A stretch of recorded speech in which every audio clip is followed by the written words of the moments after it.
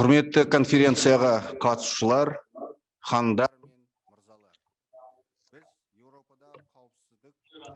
We are glad to welcome our distinguished guests.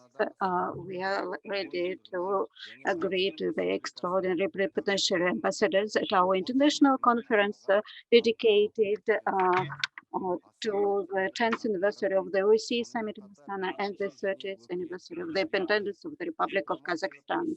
We are welcoming, I am welcoming heartily you here at this conference.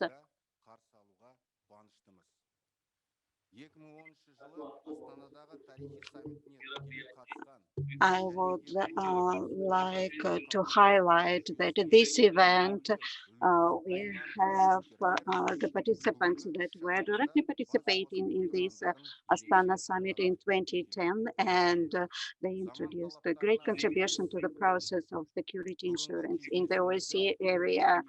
So today's requirement are very significant for today's event, and today's event we are conducting in online format.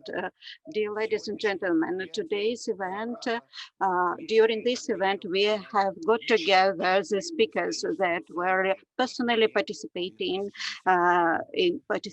in this historical summit in 2010, and they contributed significantly to the process of insurance security of Osce area.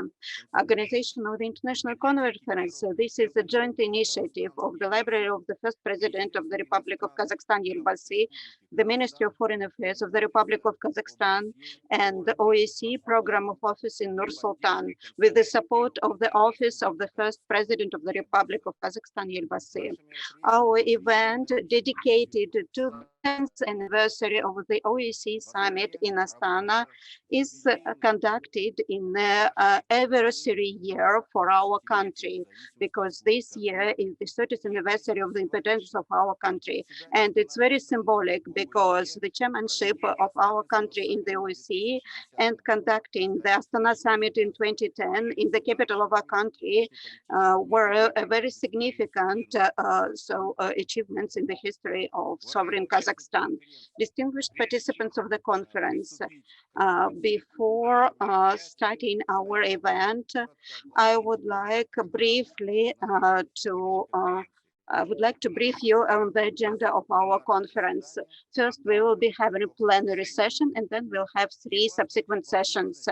And you will have an opportunity to ask all the questions to the speakers of the conference in the Zoom chat. And the answers to these questions will be given to you after the second session. And now, for the welcoming address, on behalf of the First President of the Republic of Kazakhstan, Elbasy Nursultan Abishevich Nazarbayev, the floor is given to the advisor to the First President Elbasy, the head of the Department of Informational and Analytical Support of the Administrative Office of the First President, Mr. Tursunov. The floor is yours. Thank you.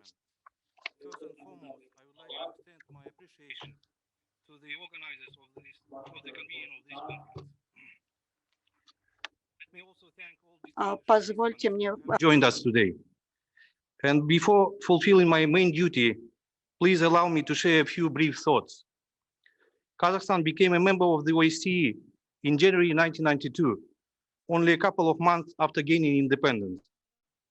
The very fact of it vividly reflects our strong belief in the organization's values, as well as that membership in it fully meets Kazakhstan's national interests, including contributing to peace and stability in Eurasia, strengthening of country's sovereignty, and further modernization of the nation. Since then, the first president, Nursultan Nazarbayev, participated in all 4 previous Osce summits held in Helsinki, Budapest, Lisbon, and Istanbul. In my view, the strategic vision and bold leadership of Nursultan Nazarbayev have been the master key to the success story of Kazakhstan's chairmanship and to making the summit in Astana a reality. He poured his heart and soul, his energy and commitment in order to unite the family of 57 nations, to restore trust, to bring East and West closer, and to give a new impetus to our organization's evolution. The first president knew personally and had friendly relations with almost all the heads of state and government he welcomed in Astana in December 2010. Many of us remember that it was late at night when he chaired the final session of the summit and announced the adoption of the Astana commemorative declaration towards a security community. All in all, those memorable events 10 years ago deserve a special page in the long history of Nursultan Nazarbayev's foreign policy achievements and the history of the OSCE in the 21st century. Ladies and gentlemen, and now it is an honor and privilege for me to read out the welcome address of His Excellency, Mr. Nursultan Nazarbayev, the first President of the Republic of Kazakhstan, Елбасы, to the participants of our conference. Құрметті ханымдар мен мырзалар, қымбатты достар, Астана қаласында... Distinguished friends, I welcome the participants of international conference dedicated to the 10th anniversary of the OSCE summit held in Astana on December 10th, 2010. This high-level meeting has become one of the most remarkable events in the history of Kazakhstan chairmanship in the OSCE, the biggest and most significant transcontinental organization, combining 57 states of Europe, Central Asia, and Northern America. It is well known that the country of the Great Steppe was the first post-Soviet country to be given an honor to chair the OSCE. I personally promoted the application for that position, keeping in mind the following. First of all, due to its responsible and peaceful policy at international arena, our country was capable to consolidate the OSCE family to have a thorough review of the role of organization and shaping its future. Secondly, I believe that the OSCE chairmanship would be a new important impetus on the way to democratic and economic modernization of Kazakhstan, where we had already achieved significant progress. Thirdly, that year of our chairmanship activity was very symbolic. The funding OSCE document, Helsinki Final Act, was signed 35 years ago, and the Paris Charter for New Europe was signed 20 years ago. Given the above, the chairmanship of Kazakhstan included 4 T's, which stands for trust, tradition, transparency, and tolerance. In my opinion, our country successfully implemented its agenda activity in 2010, aimed at active and balanced actions in all 3 main dimensions of organization: military and political, economic and environmental, and humanitarian. I would like to assure you that we put great efforts to establish the spirit of trust, extension, and enhancing the consensus fields on the underlying issues, such as solution to the development challenges of Afghanistan, the settlement of so-called frozen conflicts in the area of the OSCE responsibility, consolidation, and utilization of its enormous hands-on potential. During the chairmanship, Kazakhstan conducted PA-OSCE Trans-Asian Parliamentary Forum and informed summit of the heads of the foreign ministries of participating states in Almaty, and finally the OSCE summit in December in Astana, that for the first time took place in the eastern area of the total responsibility zone. The final event, the chairmanship of Kazakhstan, transformed our young and beautiful city into the political capital of peace. During those 2 unforgettable days, we hosted 73 international delegations including 38 heads of states and governments, high-level officials of the OSCE states, UN Secretary General, representatives of international and regional organizations. The historical declaration towards the community of security, we confirm the commitments in all three dimensions of the OSCE, highlighting the importance of the unity of free and democratic Euro-Atlantic and Eurasian space, stated the intention to further develop cooperation between the participating states based on the specific Astana spirit. Ladies and gentlemen, I am confident that the legacy of Kazakhstan's chairmanship and Astana summit is still relevant with regard to creation of fair and solid peace, as well as strategic stability and security within the area of four oceans, from Atlantic to Pacific and from Arctic to the Indian. I wish all the best to the participants of the conference and thank you for your attention. Nursultan Nazarbayev.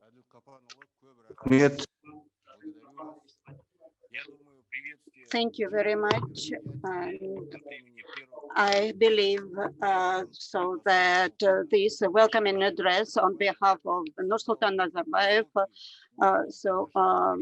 indicated the high level of our conference and highlighting the historical importance of Astana summit. And now, distinguished participants of the conference, ladies and gentlemen, I would like to give the floor for the video address of the OSCE chairperson in office, the Minister of Foreign Affairs of Sweden, Ms. Ann Linde. The floor is yours. Dear Mr. First President of Kazakhstan, Your Excellencies, distinguished guests, thank you for inviting me to this event to celebrate the 10th anniversary of the OSCE Astana Summit in 2010 and the adoption of the Astana Declaration, as well as the 30th anniversary of the independence of Kazakhstan.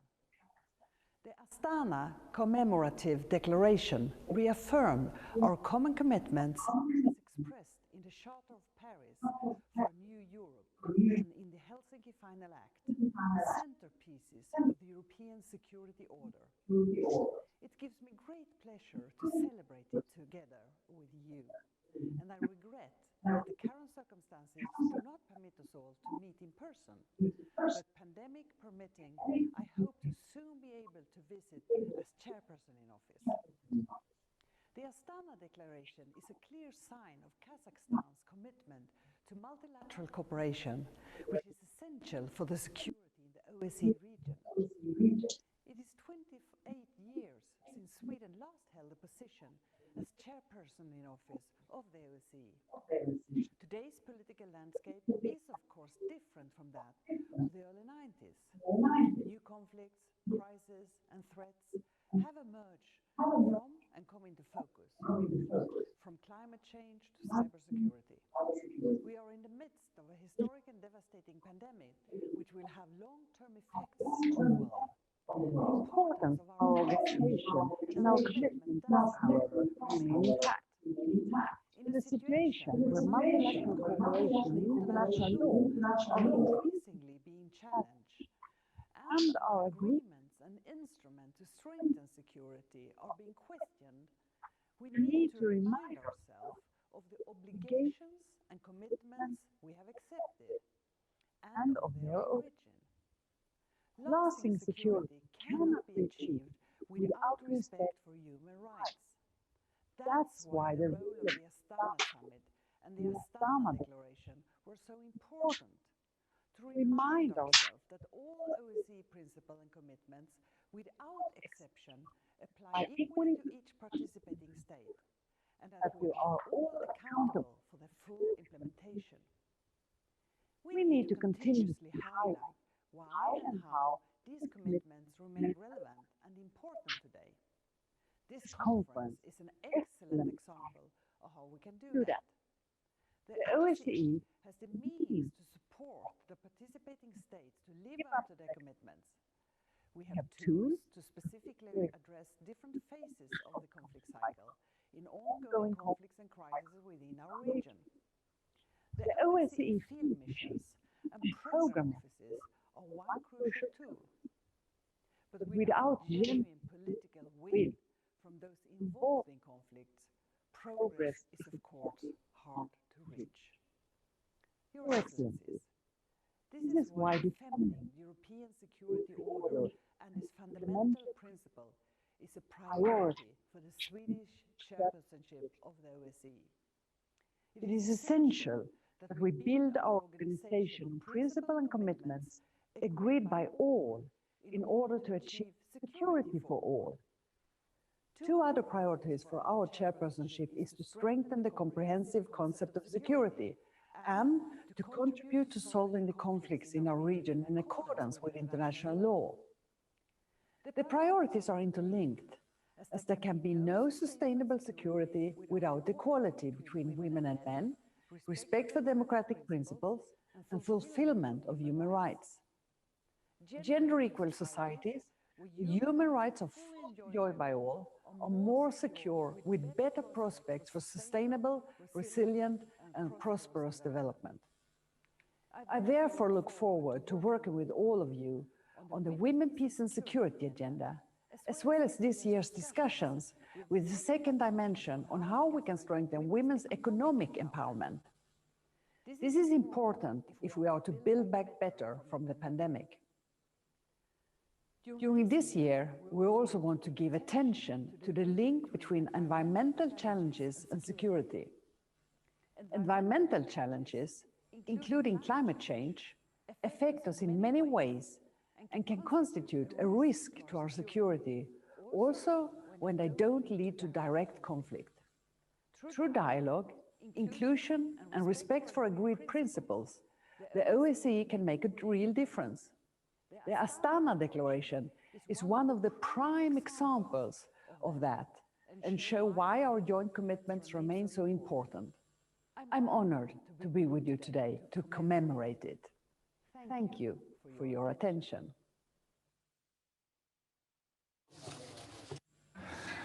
Благодарим госпожу.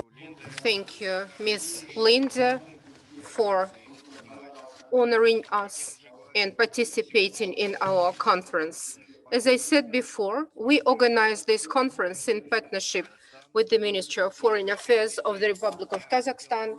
And due to that, now let me pass the floor to the Deputy Prime Minister, Minister of Foreign Affairs of the Republic of Kazakhstan, Mr. Mukhtar Tleuberdi. Please, the floor is yours.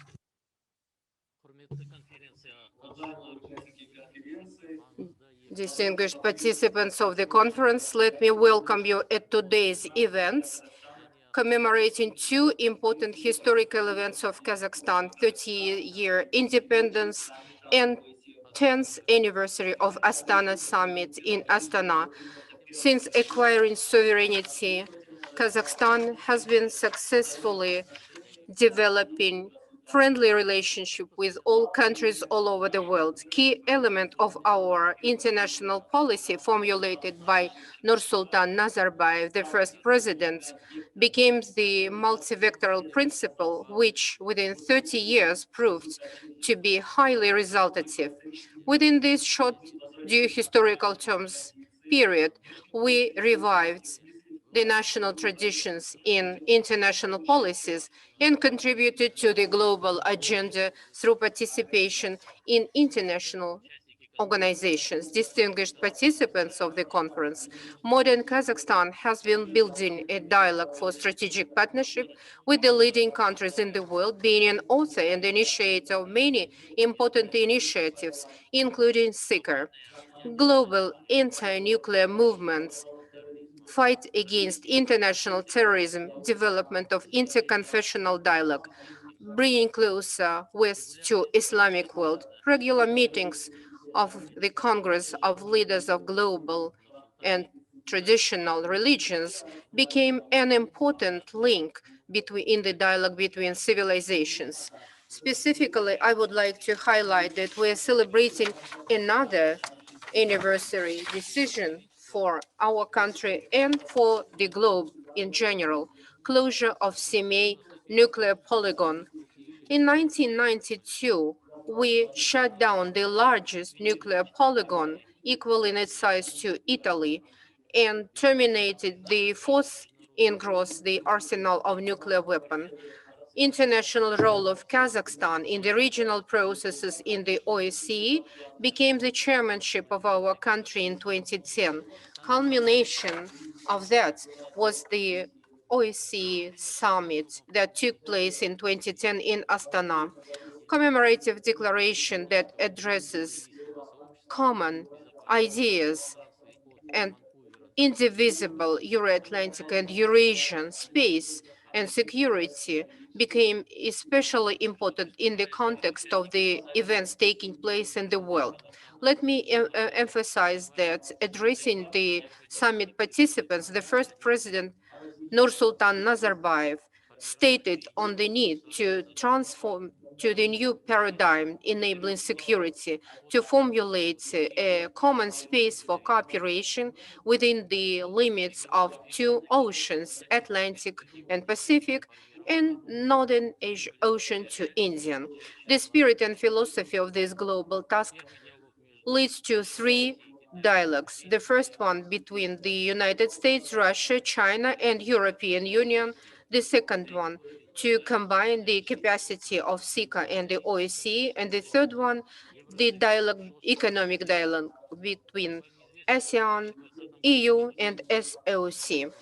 As you know, in 2010, Kazakhstan got the chairmanship in SICA. The key priority of our chairmanship includes institutional development and transformation of SICA into a fully fledged international organization with the Council of Seniors to create a foundation for joint projects, to establish a platform for analytical structures in the space, and also reviving of the work in political, military dimension to address new threats and challenges and enable interaction in economic, environmental, and humanitarian dimension. We are committed to facilitating development of practical cooperation between the OSCE and SICA because these two platforms have similar objectives and have similar approaches in addressing key problems in Eurasia. With that regard, we call on our partners to support the idea of a dialogue between the SICA and the OSCE. Distinguished ladies and gentlemen, today we are going through a difficult time due to the growth of protectionism trends in economy and factor of misunderstanding in international relations. Global pandemic condition deteriorated these trends. Globalization processes faced by the humanity lead to the fact that we are no longer united and we have to address the modern challenges. So it is very important than ever to establish a better cooperation in all three dimensions with specific focus on the second dimension. First of all, we should talk about the elimination of barriers and sanctions, development of transit and transport infrastructure, cooperation in standardization, exchange in scientific progress, including drugs and vaccines against COVID. Distinguished colleagues, I also wanted to highlight that Kazakhstan pays a great attention to the third dimension. In this context, given the recommendations of the OSCE, President Kassym-Jomart Tokayev launched a large-scale democratic reforms as part of the concept of listening governments. We adopted the law on peaceful meetings, elections, and political parties, which turned out to be an important step in aligning Kazakhstani law with international standards pertaining to human rights. An important impulse to the development of public dialogue was given by the National Council of Public Trust, which turned out to take a better place in implementation of political reforms, becoming a channel for communication between power and citizens. In January 2021, President Tokayev introduced the third package of political reforms aimed to further improve institutional development, political system, and improvement of human rights protection. Recent parliament elections in Kazakhstan were supported and greatly addressed by the OSCE, which is a great fact despite of pandemic situation. Kazakhstan is a country which cares about the future of the OSCE, were the first to support the organization given a well-known cadre crisis. And we appointed the commissioner of the OSCE for the OSCE, one of our greatest diplomat of our country, Kairat Abdrahmanov, who contributed significantly and will continue to cooperate with the partners in the future as part of the OSCE functions. Thank you for your attention. Thank you. Thank you for very informative speech where you indicated the main areas of the interaction of Kazakhstan and OSCE. In promotion of dialogue and peace in a very challenging geopolitical environment of the current times. And now, distinguished colleagues, we will be having welcoming address, video address of the OSCE Secretary General, Mrs. Helga Schmidt.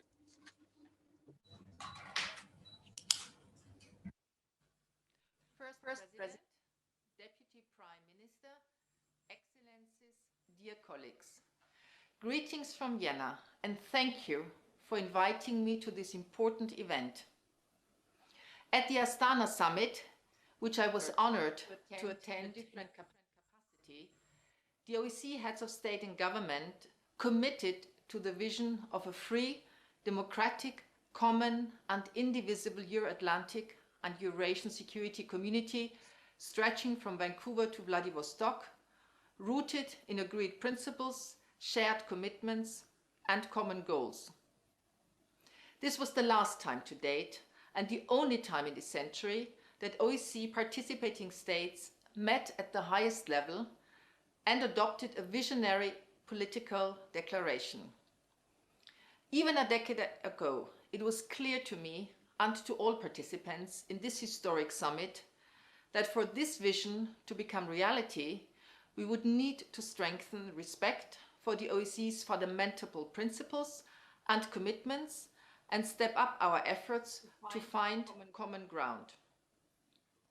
In the coming years, as we approach 2025 and prepare to commemorate the 50th anniversary of the Helsinki Final Act, we will need to reflect on the evolving security situation and to consider how the OSCE of the future can best continue to promote cooperative and comprehensive security for all of its participating states.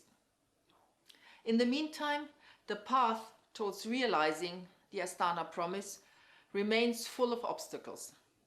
Geopolitics and unilateralist tendencies seem to be pushing us in the opposite direction.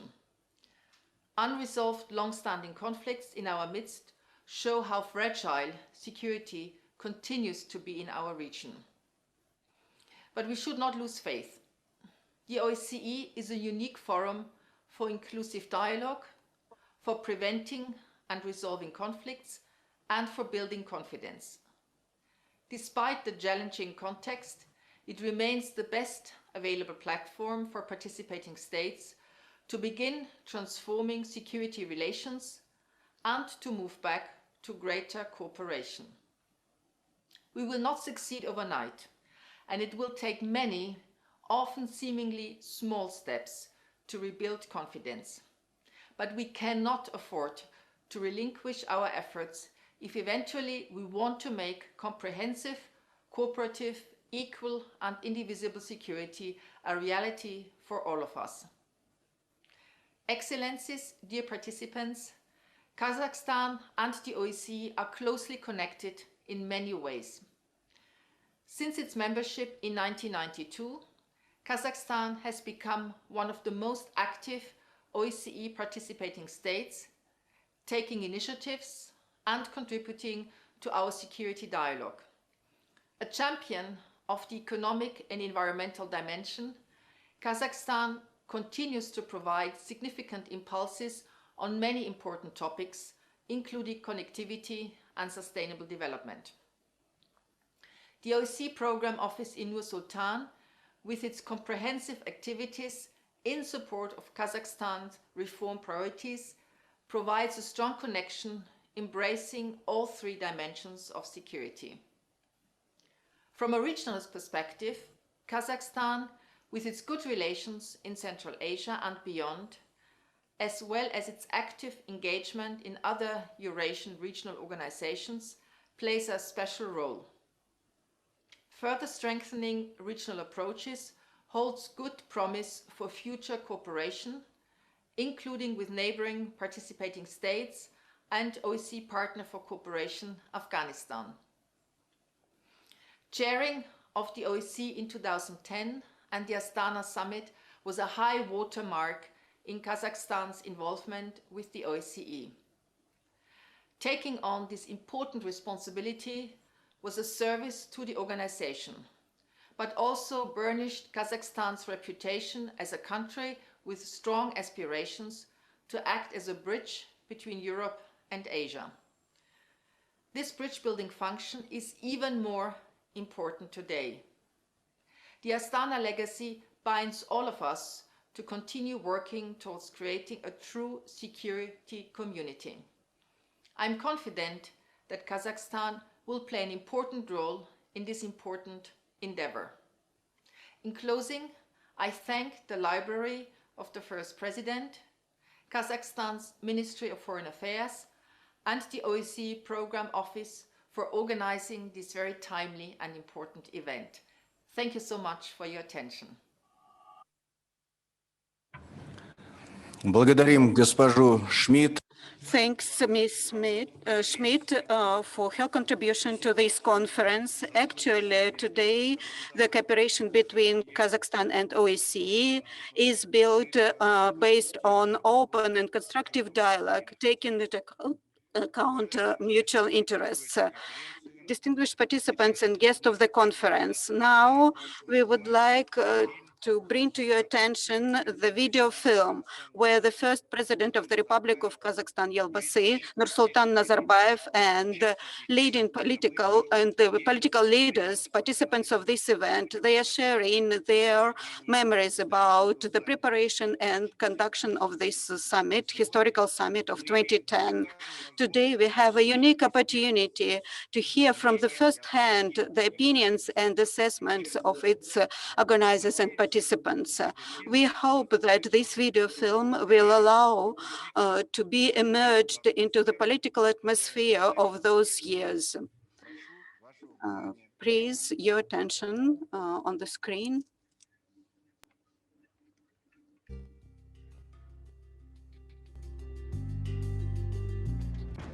Решать сложные политические задачи. Feature of Kazakhstan's foreign policy is the ability to resolve challenging issues through the compromises.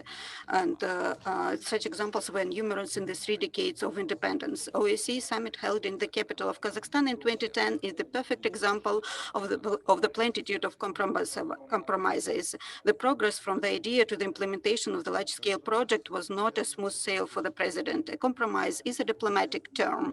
I mean, both parties have to give up to arrive to a consensus at the end of the day. OSCE summit hosting in Astana is the historic in itself.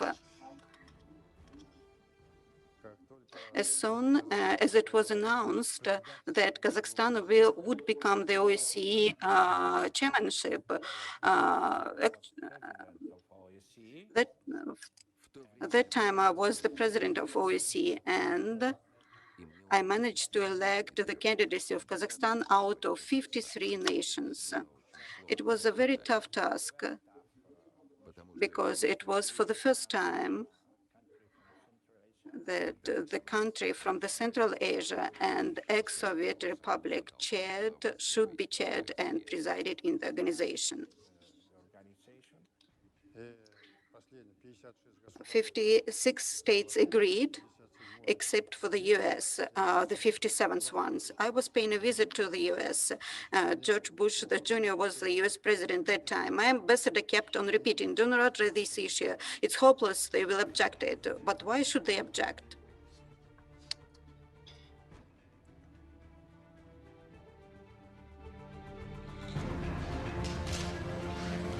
Welcome.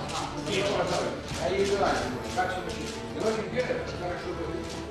Я прихожу, Arrived at the Oval Office to have a conversation with George Bush Jr. and Condoleezza Rice. We were talking and discussing, and I said, Mr. President, if you call me a friend, does that mean that Kazakhstan and America are also friends? Then why all the 56 states supported Kazakhstan OSCE presidency, but the US does not support? He addressed to Condoleezza Rice, the Secretary of State, Condi, what's going on? Because she was not supportive to the idea of Kazakhstan's chairmanship, preferring another candidacy. She said, Mr. President, you will be in the focus of attention for human rights and other issues. Do you really want it? I said, Mr. President, do support me, and I will cope with all these issues. Okay, we agreed for 2010, and I began a preparatory work to have the summit in Kazakhstan.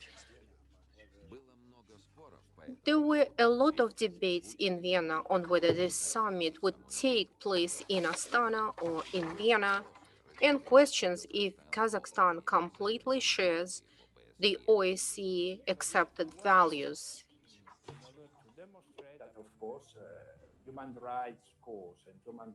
Мы работали вместе, чтобы продемонстрировать, что борьба за права человека Human rights course, which is a continuous effort, and we have to take into account how Kazakhstan complied with the commitments, changing the strategies, how they improved the rules and procedures to guarantee human rights and ruling of law. Of course, no country can be considered perfect, and we had to take into account where they started. Many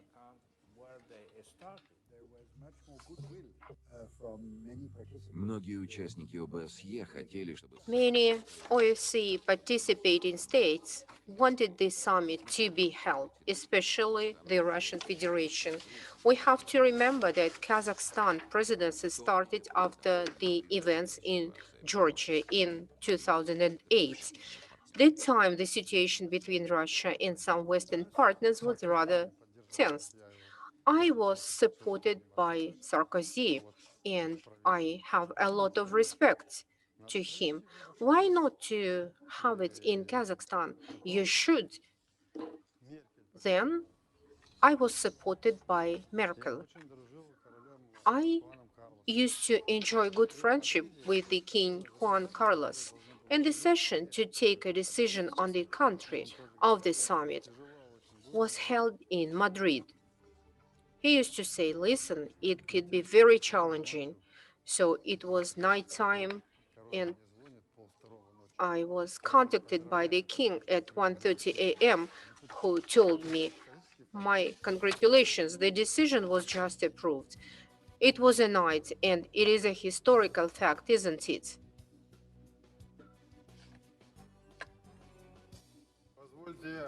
Let me officially announce Astana Summit open. I remember the conference very well.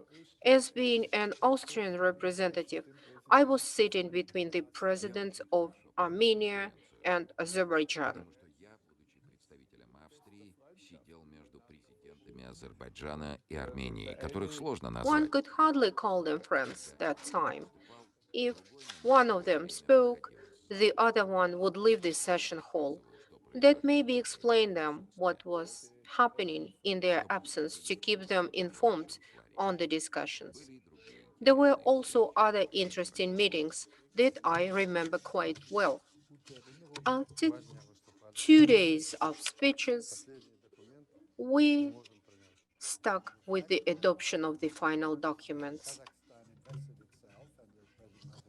И тот факт, что And the fact that Kazakhstan took any possible effort and the President Nazarbayev invested his personal authority had extremely positive impact on ease of the tension during the summit and the summit declaration text. Given the importance that we had to take efforts to unravel the tangles of contradictions and the issues the organization was facing back in 2010, the president set a clear objective: try to reflect shared vision of all leaders, all heads of governments of the OSCE participating states. In the final document, the vision of importance to establish liberal, democratic, common, and indivisible community of Euro-Atlantic and Eurasian security. All parties arrived at consensus, but the process stuck between Azerbaijan and Armenia. Both presidents were my close friends. It always happened that one would claim for national self-determination while the other insisted on the inviolability of borders. Usually such events as OSCE ministerial meetings and summits are over by the midday, but the adoption of Astana final documents took longer because it required a common ground to be found for the states involved in two frozen conflicts at the OSCE space. It was an ambitious OSCE summit. In addition to its outcomes, I remember the flexibility and the willingness of President Nazarbayev to reach the compromise. And then the president said, well, anyone who disagreed to a compromise have to state it, and nobody did that. And we got a compromise. He proved to be a strong leader. Honestly, at some moments, we could not afford wasting time on talking just for talking. My Prime Minister, Mr. Berlusconi, and myself were both amazed. Berlusconi was sitting next to me all the time and kept saying, believe me, I have EU sessions of 57 states, and you can never reach agreements. You see, you just adopt the minutes, but not a resolution. Just agree, you have hosted the summit, and this is already a great job. Enjoy it. I said, no, we must have a resolution. So discussions continued. At 2 a.m., I kept on communicating from my residence. I called President Sarkisyan and told him, listen, Serge, it is only one word. You have to agree, but you are failing me. Are you still my friend? He said, okay, if Ikram agrees, I would agree. So I called the president of Azerbaijan and I said, Ikram, why should you oppose now? Has Serge agreed? He asked. Yes, he has, I said. So he agreed, and I immediately headed to the Congress Hall. I gathered the participants, announced the consensus reached, and wrapped up the table. I must say that the strongest remembrance of the president is the post-summit press conference.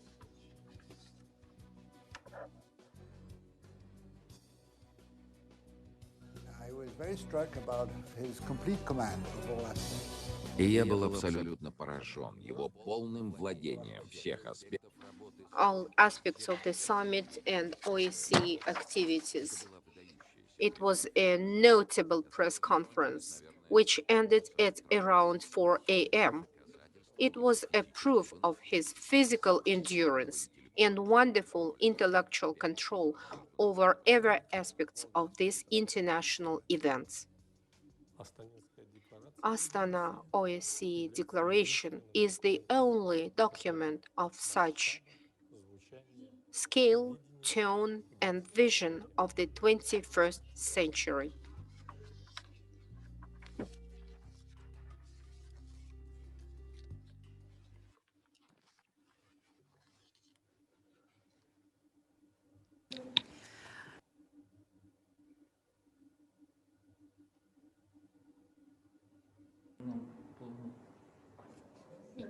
Dear participants of the conference, let me now move to the first session of our conference, where we are going to discuss Astana Declaration and speak about achieved results. We've just dived into very touching memories of how we went to chairmanship and how the summit took place with conclusion of Astana Declaration. Before I proceed, I would like to highlight once again what the plenary session speakers mentioned and those who were interviewed in the video. Unprecedented engagement and participation of our first president, Yelbasi, in preparation and conduction of the summit and adoption of the document defined its future success, which together with the other participating states of the OSCE was experienced after completion of the summit and after completion our chairmanship. Participants of the conference can ask questions at the end of two sessions and having Zoom chats and speakers will take questions once we complete the second session. Now let me pass the floor to the Director of the Library of the First Presidents of the Republic of Kazakhstan, Yelbasi, Mr. Bakhijan Temirbulat, who during our summit served as the deputy head of our Office of the Chancellery, enabling communication and emails and mail preparing for the summit. Madina Keneshevna, thank you very much for your welcome words. Ladies and gentlemen, on behalf of the Library of the First Presidents of the Republic of Kazakhstan, Yelbasi, let me welcome you in Nazarbayev Center at international conference dedicated to the 10-year anniversary of the OSCE summit and 30 years independence of Kazakhstan. I would like to sincerely thank you for your participation. As part of the 30 years independence celebration, we are holding this conference. It is very symbolic for us. Ladies and gentlemen, today we have a very high level of representative speakers and guests of the conference. Some of you will have good memories of how you took part in the work of the OSCE summit in Astana, and younger generation would be curious to learn about a very important international political events in our history. It is not an occasional that we are having this conference in the Library of the First Presidents. Nursultan Nazarbayev is an initiator and ideologist of the chairmanship of Kazakhstan in the OSCE in 2010. In the video that you have just watched, it was quite clear. I think all of us were able to merge into that atmosphere and feel the spirit of Astana of those days. Kazakhstan, since early days of its independence, has been focusing on participation in its OSCE functioning. Its membership has an important meaning for our country.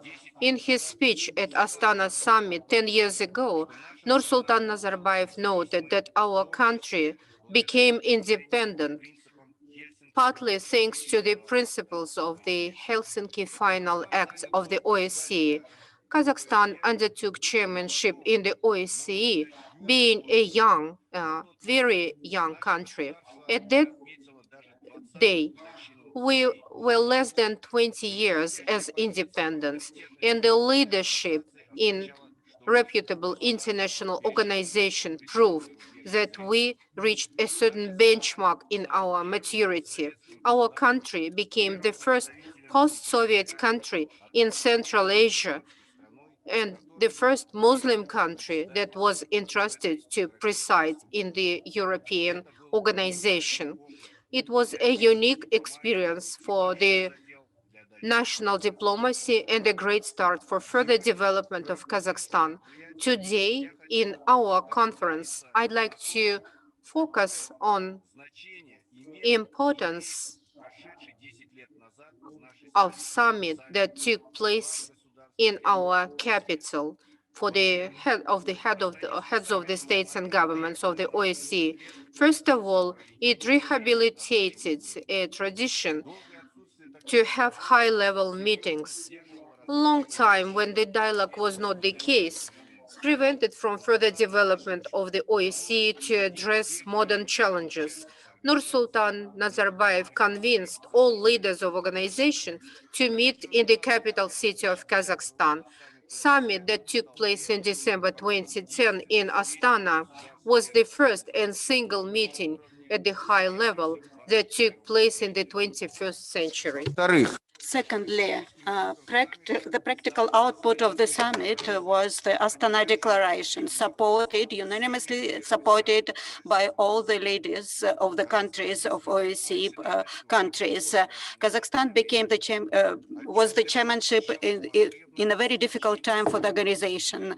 There was lack of cooperation between the countries in the face of new global challenges that would allow OSCE to play a significant role in resolution of the crises.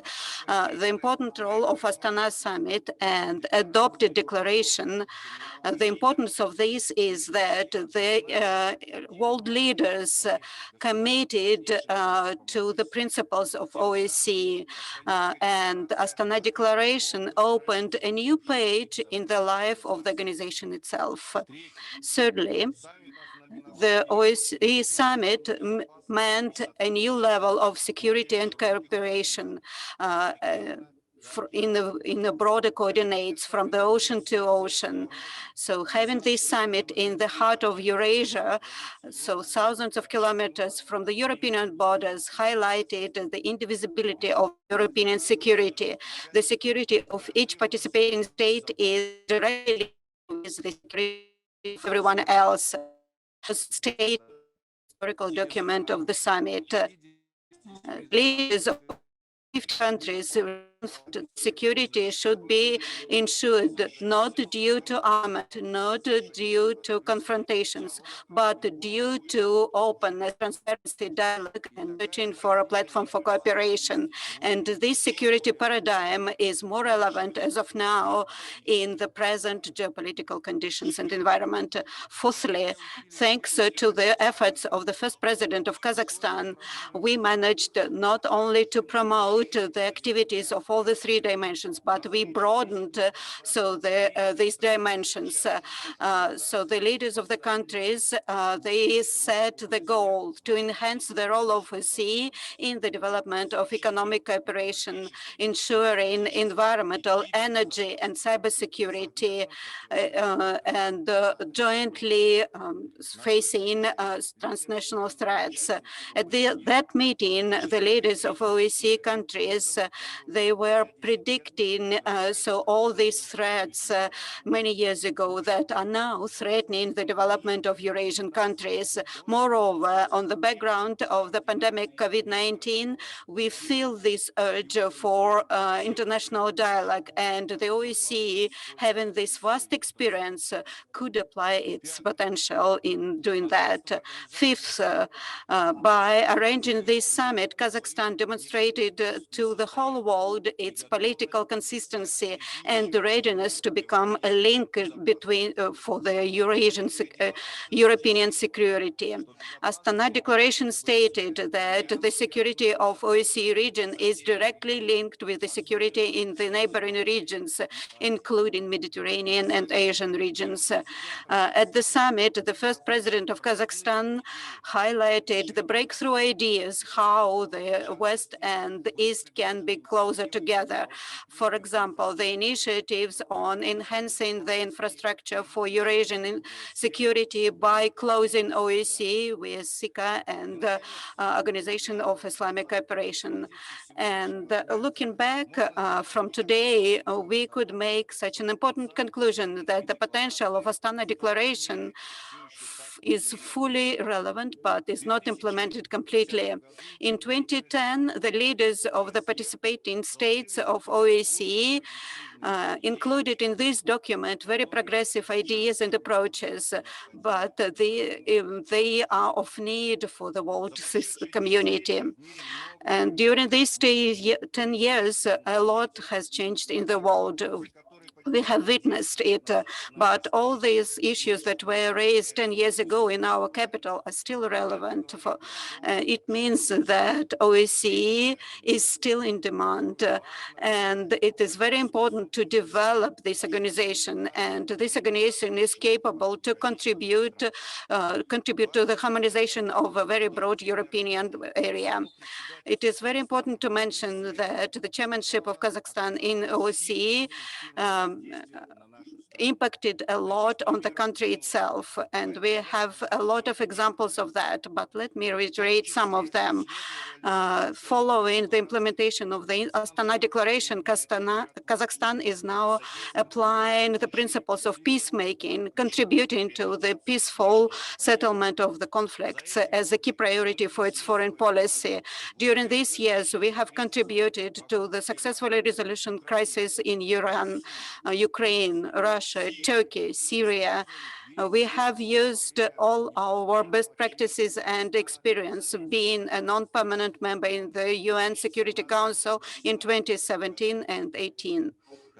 Kazakhstan also is committed to all the obligations to continue the reforms to develop democratic institutions, so human rights institutions, including our cooperation with the OSCE is also very commemorative. And during the 30th anniversary year of independence, we can state that our country is following its way on the consequent development of democratic practices in the governance and everyday life.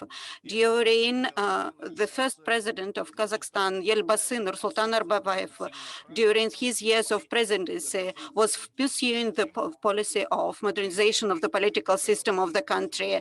The president of the country, Kassym-Jomart Tokayev, during his 2 years of active work, initiated 3 huge packages of the new political reforms for the country, aimed at the following and further development of Kazakhstani democracy. The series of the initiatives have been already stated in the laws and applied in the practice. It means that so the democratic way that we have chosen, that we chose 30 years ago, is still ongoing and continued by the new political leadership of Kazakhstan. Of course, there is a lot to do yet, but I'm sure that our work with OSCE, as previously, we will have a positive impact on the development of Kazakhstan, positive impact on the development of OSCE, and enhancing security in the whole OSCE area. In his speech during Astana summit, the first president, Nursultan Nazarbayev, highlighted specifically that the fundamental basics for the peace in the world is the trust and mutual understanding between the countries, between the states. It's an element in the international relationship that is in demand, and the OSCE has and can put all the efforts to achieve this goal. Finalizing, I would like to wish all the participants of the conference successful and productive work. Thank you for your attention. Thank you, Mr. Bakhedjan, for your very informative speech. The information about the contribution of Kazakhstan in the activity of OSCE. in the interest of ensuring security in the OSCE area from Vancouver to Vladivostok. With my great pleasure, I would like to invite Mr. Kanat Saudabayev. The floor is yours. He is a political official and he is the chairperson in office during our chairmanship in OSCE. I remember quite well when we were working together, so guided by Mr. Kanat Saudabayev, we felt his energy. We were witnessing his efforts in promotion of the initiative of our president to host, successfully hosting and conducting summit and implementing the initiative of the president in general in the chairmanship in the OSCE. And the role of Mr. Saudabayev in all these initiatives and events was unprecedented. The floor is yours. Спасибо. Thank you. Рад приветствовать вас, I'm уважаемые happy to коллеги, welcome you, и distinguished поблагодарить за colleagues, организацию and thank you настоящей for международной organizing this конференции. international conference. 1 декабря On the 2009 года 1st of в December Афинах, всего лишь через 2009 18 in лет после Athens, обретения независимости, 18 years Казахстан, after getting its которому independence, Kazakhstan, известные политики и эксперты отказывали в самой which возможности was состояться rejected подлинно суверенным государством, in its стал первым possibility из to become a постсоветских really стран sovereign председателем этой state, крупнейшей became международной one of the организации. first out of Такое 56 решение стало объективным states признанием Казахстана не participating только countries in the состоявшимся OSCE государством, но и to have авторитетной chairmanship, региональной державой, which turned лидером out to глобальных be процессов an important step. нераспространения и That межнационального decision became an диалога, objective recognition of наиболее Kazakhstan стабильного и устойчивого to постсоветского accept it and admit государства, its избежавшего за reputation годы as a независимости regional state, каких-либо конфликтов leading и global потрясений. processes, Однако, справедливости non-proliferation, ради хочу and подчеркнуть, что inter-civilization dialogue. определяющим However, фактором I would like нашего to избрания highlight that the стали высокий deciding международный factor авторитет, for our многолетняя chairmanship плодотворная became деятельность по the обеспечению доверия, безопасности, сотрудничества в reputation мире and many первого years of президента enabling Казахстана security all Нурсултана over the Абишевича globe. Назарбаева. The efforts of the first Вступая на president пост председателя of организации, Kazakhstan, мы ясно Nursultan Nazarbayev, представляли острейшие taking the вызовы и chairmanship непростую in the ситуацию, OSCE, we сложившуюся в это clearly время в understood ОБСЕ, the которую challenges разъедала and коррозия, снижение situation доверия между which странами-участницами, took place in the нарушение баланса organization, трех основных which was направлений ее corroded by деятельности, the reduction of аморфность the и level of неэффективность в trust, урегулировании the затянувшихся и disbalance новых between конфликтов three в зоне dimensions, ее ответственности. and О каком авторитете и inefficiency in плодотворной settling деятельности ОБСЕ its можно было protracted говорить, conflicts. если What лидеры kind стран of участия в reputation течение and 10 fruitful лет не activity of удосужились OSCE собраться на could be саммит spoken if организации, the чтобы leaders of обсудить the накопившиеся participating и все states более failed обостряющие to get проблемы together within the 10 безопасности, years сотрудничества to и развития discuss на огромном пространстве its от Ванкувера до problems, Владивостока. accumulating Вот такое challenges непростое pertaining to наследие получил security and Казахстан в further качестве нового development in председателя such a ОБСЕ. great space. That Преодолеть was такой the системный time кризис можно when будет Kazakhstan только got chairmanship неординарными in the подходами и OSCE. To overcome such a действенным, system-based впечатляющим crisis лидерством. was possible only И слава through Богу, первый президент unordinary Казахстана Нурсултан approaches Назарбаев and смог actions. обеспечить и то, и And thanks другое, God, the first сполна president оправдав of высокое Kazakhstan, доверие и Nursultan надежды народов Nazarbayev, стран was участниц capable to ОБСЕ. do both Прежде and всего, to он have объявил наше full председательство recognition by the общенациональным приоритетом, participating states. First of сконцентрированным all, на he успешной announced реализации our chairmanship организационной, as a интеллектуальной, national административной и priority финансовой to ресурсов страны. concentrate its successful Второе. implementation Принципом нашего of председательства мы organizational, заявим intellectual, доверие, and традиции, administrative and транспарентность и financial resources of толерантность. the country. Третье. Secondly, the Была principles of поставлена our поистине chairmanship олимпийская were цель провести declared под to председателем address Казахстана в trust, 2010 traditions, году transparency, and после tolerance. 11-летию перерыва Thirdly, саммит we ОБСЕ. had an Olympic Признаться, objective пожалуй, to кроме have the самого chairmanship, Назарбаева, в under the это chairmanship в of то время Kazakhstan, мало кто the верил. first summit В of the этой удивительной OSCE. способности To be добиваться honest, not so невозможного. many people Уникальный believed in феномен нашего us. первого And президента, for that, который we он have to неоднократно acknowledge the демонстрировал за годы unique независимости. phenomenon of our president, Хотел бы which he сегодня особо demonstrated подчеркнуть, many что в times during течение our всего independence. 2010 I would like to года specifically Нурсултанович highlight that осуществлял in постоянное 2010, и непосредственное Nursultan руководство Nazarbayev работой carried действующего out председателя. his При leadership, необходимости лично being an вовлекаясь в active решение наиболее chairperson of the острых проблем OSCE during в that зоне ее period, ответственности. being personally engaged Наглядно into и finding убедительно это solutions проявилось for во the время acute политического кризиса в problems in the Киргизии zone of с просьбой responsibility, including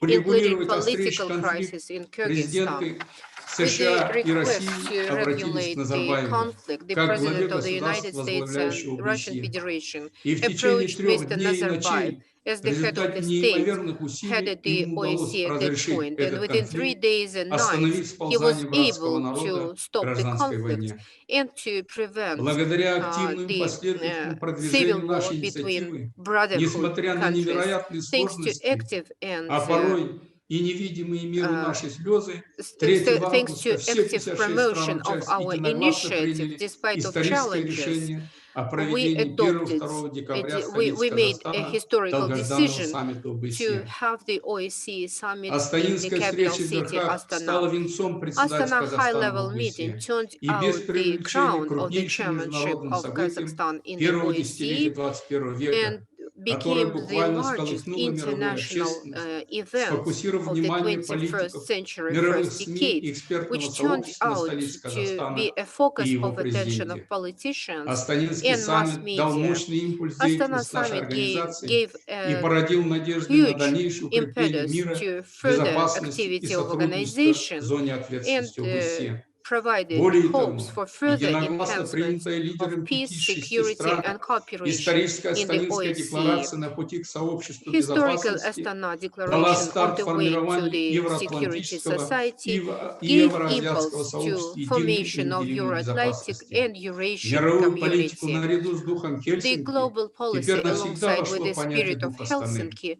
now has Казахстанцы the могут по spirit of праву Astana гордиться as an этим integral part. беспрецедентным Kazakhstanis международным can be успехом proud of своей such страны, unprecedented достигнутым под international success выдающимся of our лидерством country, первого achieved президента. under the Это leadership был of the first действительно звездный president. час Казахстана, Indeed, it was заслуженный the личный триумф Нурсултана Назарбаева. great time for Прошло Kazakhstan, уже более which 10 was лет после personally contributed ярких, and насыщенных achieved by исторических дней Nursultan Астанинского Nazarbayev. саммита. 10 years Однако, passed к since нашему then. горькому сожалению, However, за to прошедшие our годы regret, этот within these стремительно years, меняющийся мир не стал such безопаснее a и лучше. changing world Страны стали has утрачивать not доверие become друг к другу. safer and better. Появились новые Countries разделительные are линии. losing Серьезной trust to коррозии each other. подверглись We судьбоносные have международные соглашения в difficulties and сфере безопасности и corrosions сотрудничества. in the area of Обострились security замороженные and и появились safety. новые конфликты. Certain frozen Более conflicts and того, protracted на and мир new обрушился conflicts тяжелейший turned глобальный out to be кризис, the вызванный case. пандемией коронавируса, Moreover, a который huge показал crisis хрупкость caused и by уязвимость the даже самых мощных и COVID-19 развитых стран, pandemic не сумевших обеспечить proves how безопасность своих fragile народов. and vulnerable we На are, этом even for апокалиптическом the most фоне developed and особенно advanced актуальным и countries. востребованным становится призыв With this Астанинского саммита political ОБСЕ background, о формировании Astana евроатлантического summits и for евразийского development сообщества of единой и Eurasian неделимой and безопасности.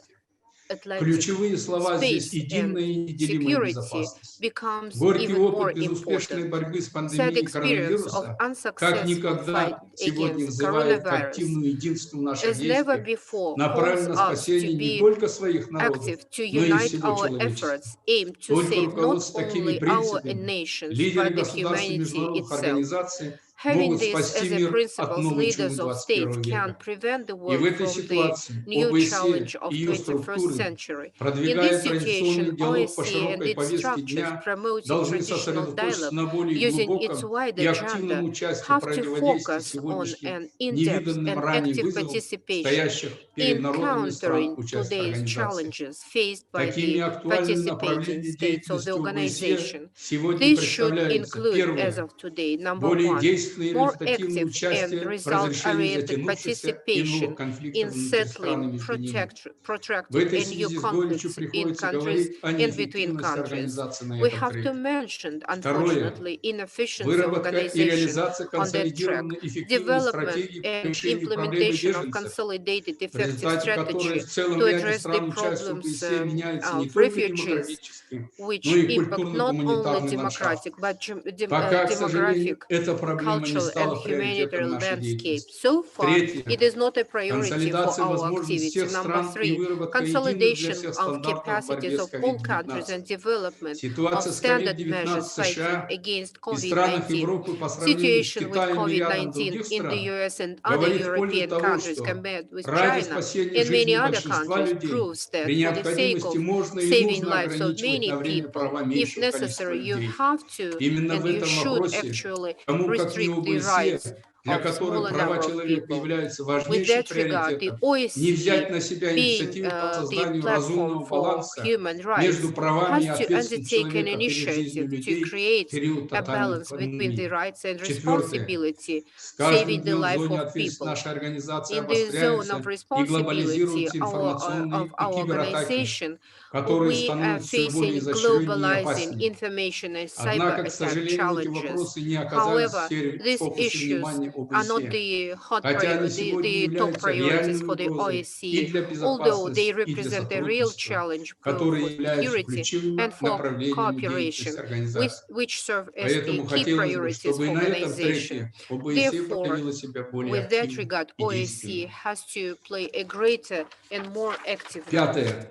Безусловно, Number five, дальнейших no активных doubt, усилий требует от further организации active защита прав efforts человека и основных should be свобод, taken to поощрение protect human терпимости rights and и freedoms, недискриминации и to дальнейшее promote укрепление tolerance and демократических институтов во non-discrimination, всех and further странах-участницах. enhancement of democracy Только придание institutions нового in мощного импульса participating по всем states, этим giving a направлениям new деятельности impulse ОБСЕ to all может these стать dimensions, достойным the ответом на OSCE организацию на can сегодняшние become глобальные a вызовы. great Для answer обеспечения to успеха в challenges решении faced by названных и organization as других of today. судьбоносных проблем To achieve безопасности и success in сотрудничества the в above зоне ответственности problems ОБСЕ in the сегодня как OSCE никогда от лидеров space стран-участниц today, требуется as never проявление before, the политической воли и leaders have конкретных to действий в demonstrate ответ their на тяжелейшие political вызовы, will стоящие and перед их народами. actions to Ведь address именно challenges укрепление безопасности which и we all сотрудничество на face. благо избравших народов Enhancement of является святой security обязанностью is этих a лидеров.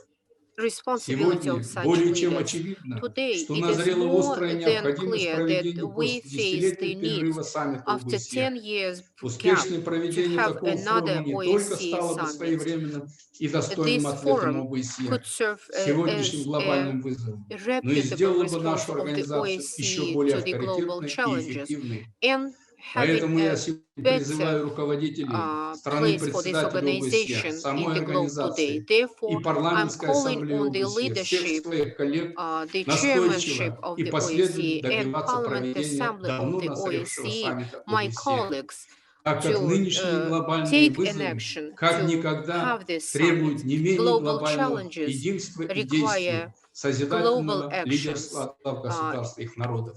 and Только так можно creativeness from достойно leaders выйти and из heads of the нынешнего states кризиса. and nations. Спасибо This за is the внимание only и way успехов вам, to уважаемые find коллеги. a solution for the existing crisis. Thank you very much. Thank you very much for your very emotional speech and most importantly, the vision of what the organization has to do, participating states have to do to address problems, challenges, and to prevent threats that we all face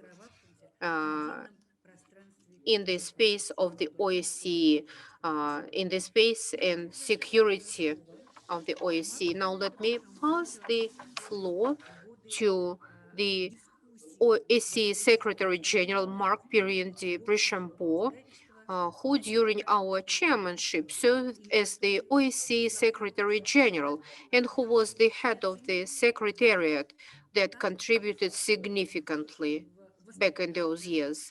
At that point in Astana, the mission in Vienna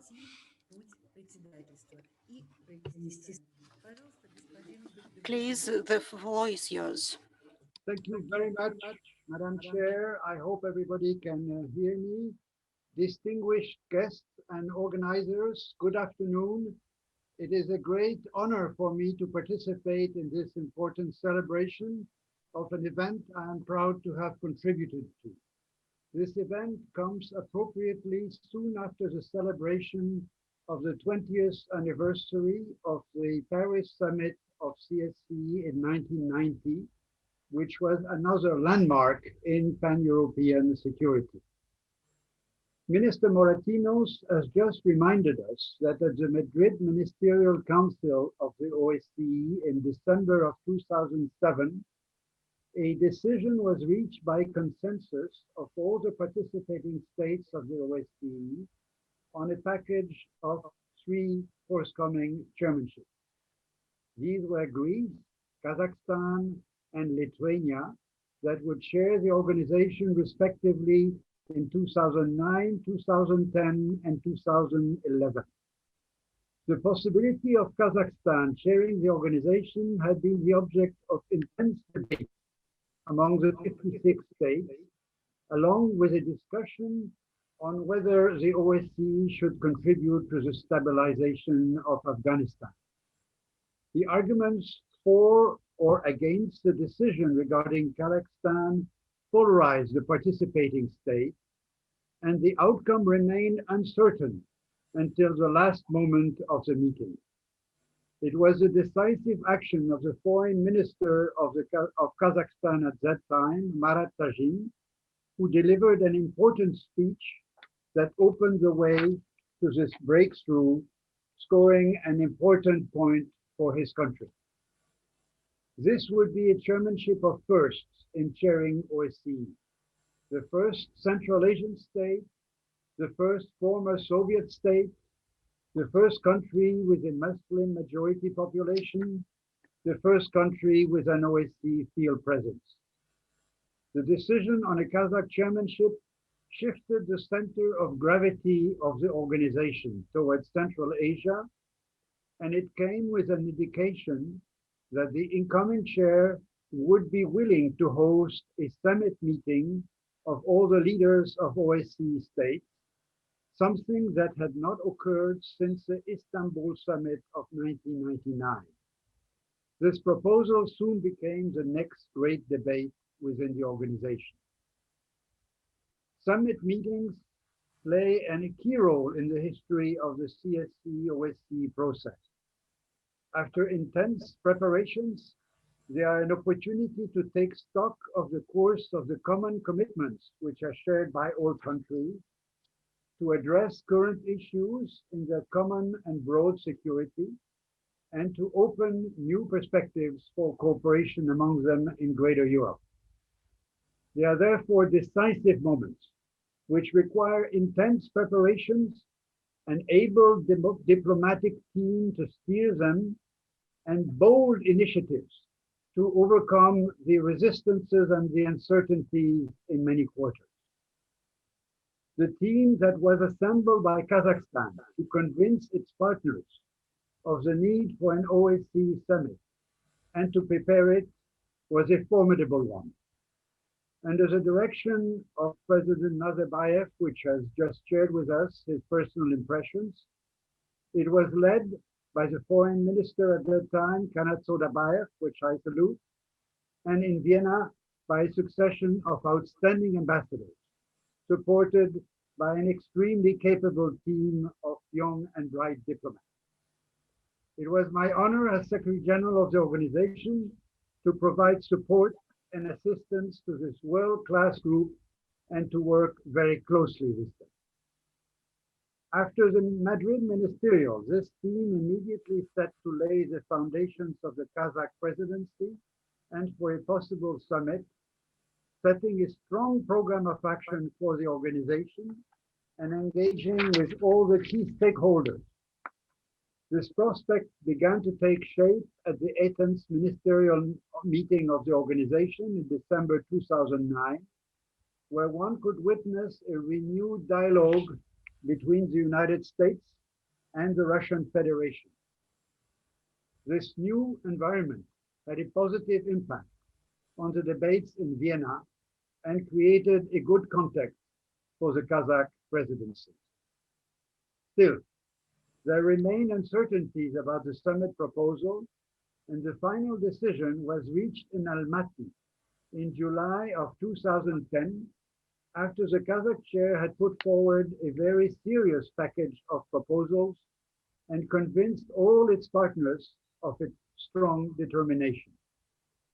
Doubts remained about the venue of the summit for a while, but they were overcome when it became clear that the capital of Kazakhstan, Astana, would be the natural venue for such an event.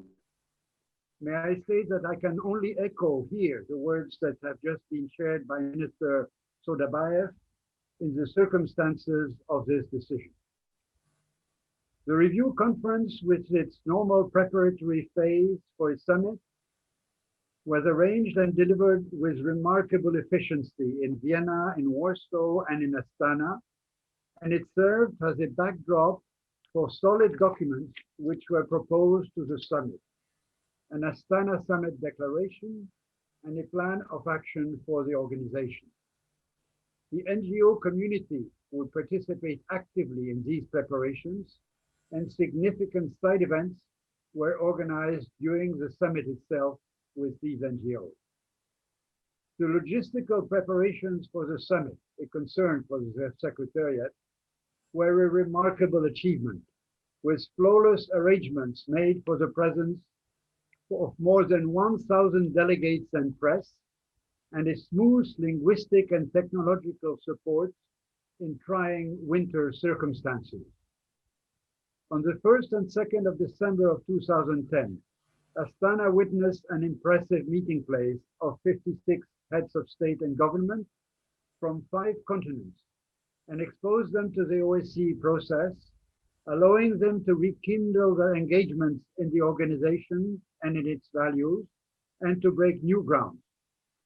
In the sidelines of the plenary sessions, intense exchanges took place between the 3 major actors, Russian Federation, the US, and the European Union, ably represented by Helga Schmidt, with all the other states, and the able diplomatic facilitation led by the Kazakh chair.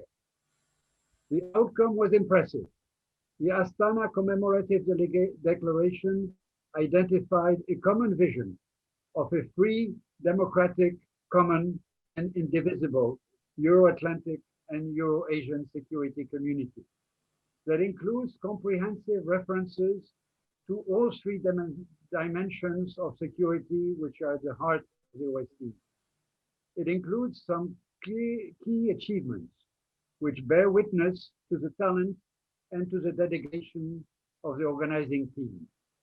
It is led by some forward-looking language on arms control, confidence and security building measures, including the concrete expectation of progress for conventional arms control negotiations and the updating of the Vienna document 1999, the recognition of the need for greater unity of purpose and action in facing transnational threats, the recognition that the security of the OSCE area is inextricably linked with the security of the Mediterranean region and of Asia, and a commitment to enhance cooperation with partners of cooperation.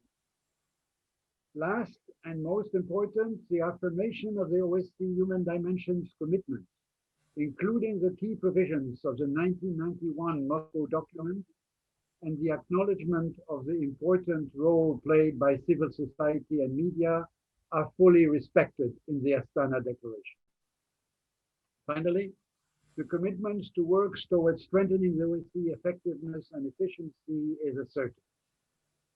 On the protracted conflicts, Astana saw agreement among the Minsk Group co-chair and the presidents of Armenia and Azerbaijan, which you saw on the video, on a joint statement to redouble their efforts to resolve the Nagorno-Karabakh conflict.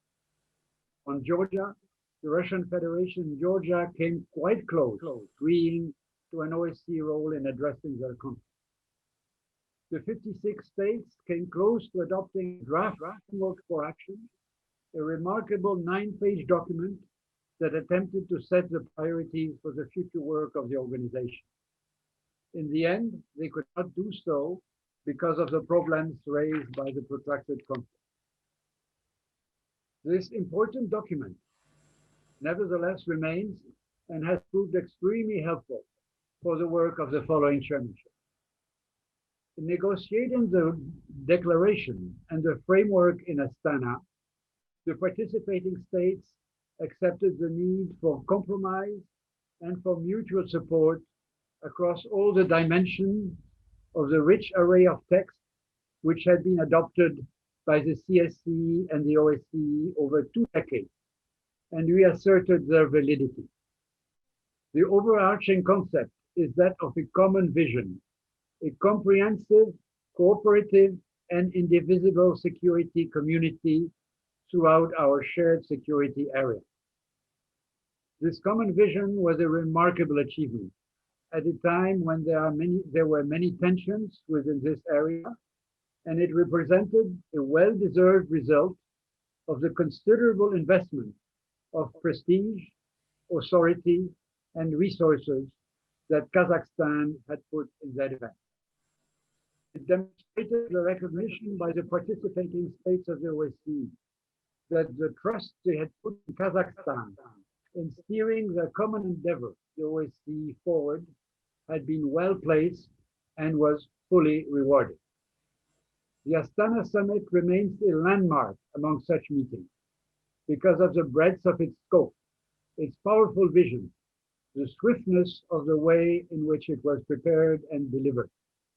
It has not been replicated since, and therefore continues to serve as a reference and as a source of inspiration in the current circumstances, as Minister Sodabayev has just reminded us.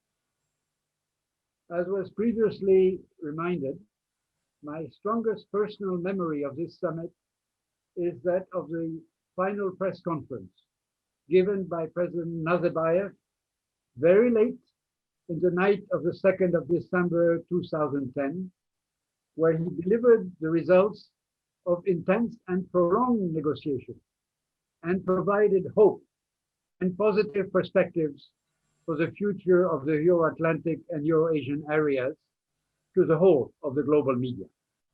It was an emotional moment and a very exhilarating moment. I would like to take this opportunity to send my greetings to all those who made a great success of this meeting and thank them again. Thank you very much, Madam Chair. Thank you, Mr. de Brichambault. Thank you for your personal involvement, your wise advices, and the support of the team, the secretariat structures led by you. This support was very valuable and actually helped us to achieve the success you mentioned just now. Я хочу предоставить Now слово. let me pass the floor to our next speaker, Mr. Sultanov, Konish Sultanovich, who is prior to our chairmanship was involved into the OSCE activity, being the member of the OSCE Parliamentary Assembly in the group of seniors, which was established and which was headed,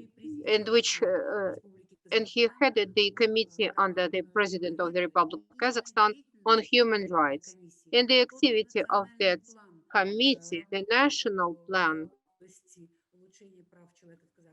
aimed to improve the human rights in Kazakhstan appeared to be meaningful to enable other participating states to agree that Madrid commitments, that was the steps named by Minister Tajin, Madrid commitments were compliant and would be compliant in the future by Kazakhstan. The floor is yours.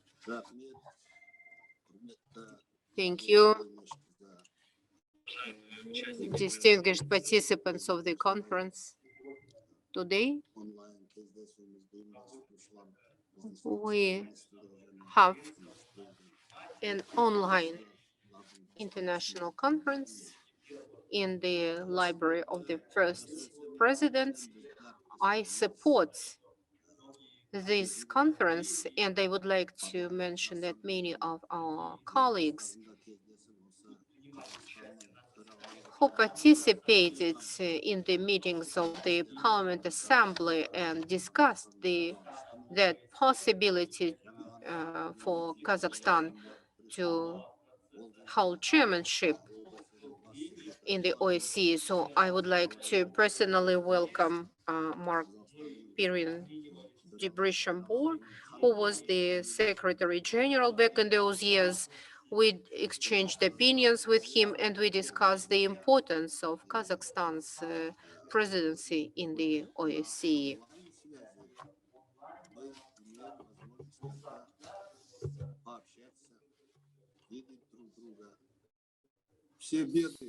So we face problems quite often because we break our communication and we put back some of efforts and then we face the problems.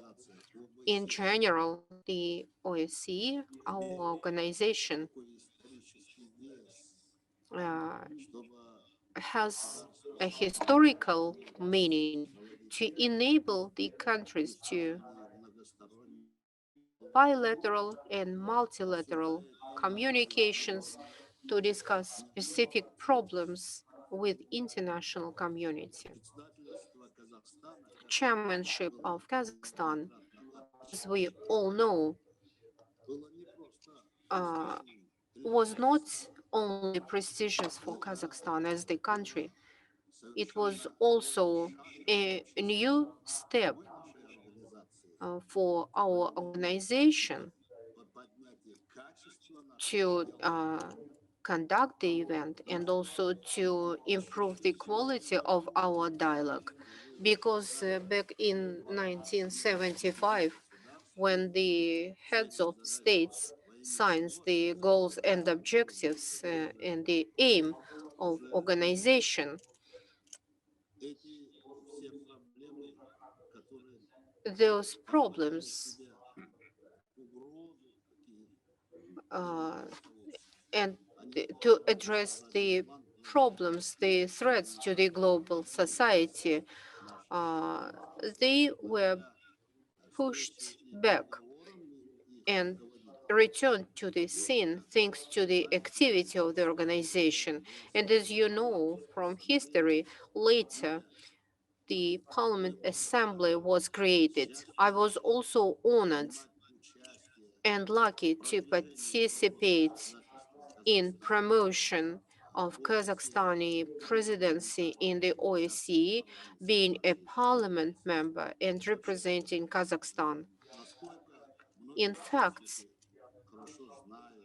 many of you are well aware, and Mr.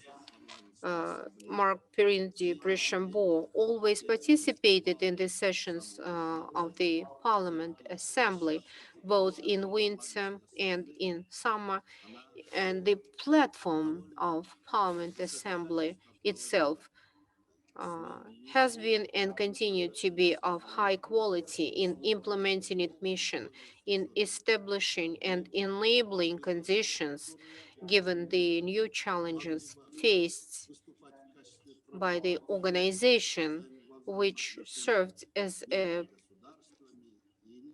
point for tackling a problems existing between different nations and between any societies. My memories bring me back to Toronto Parliament Assembly meeting after the conflict between the Russian Federation and Georgia, where the parliament members almost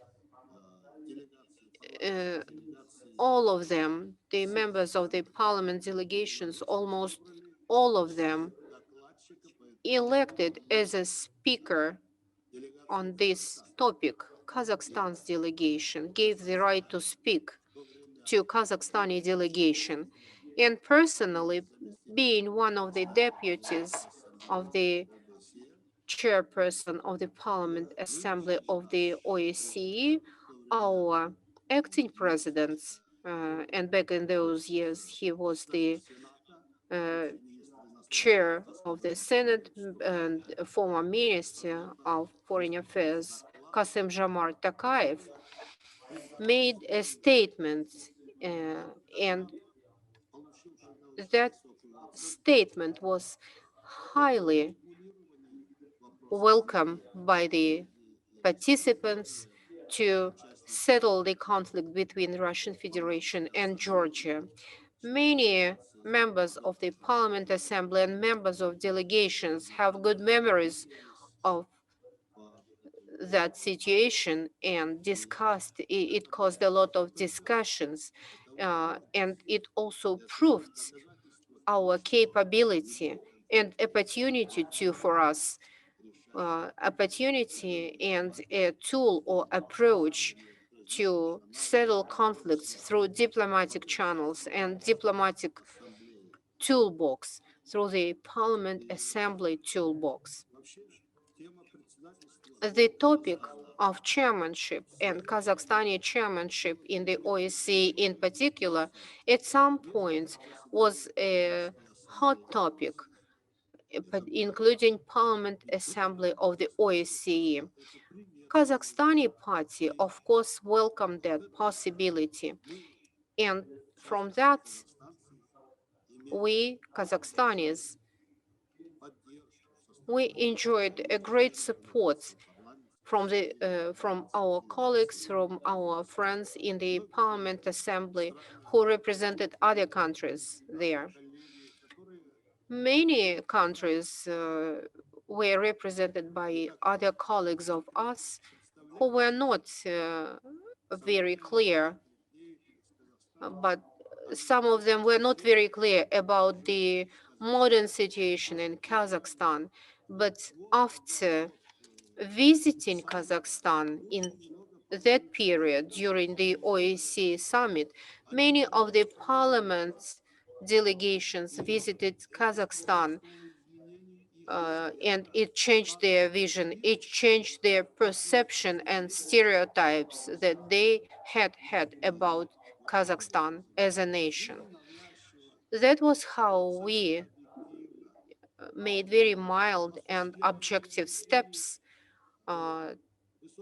in implementing highest values, enabling the human rights.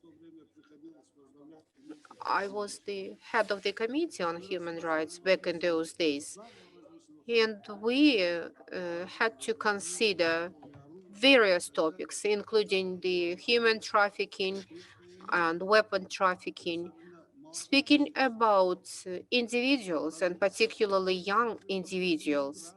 We also were responsible for the issues of migration.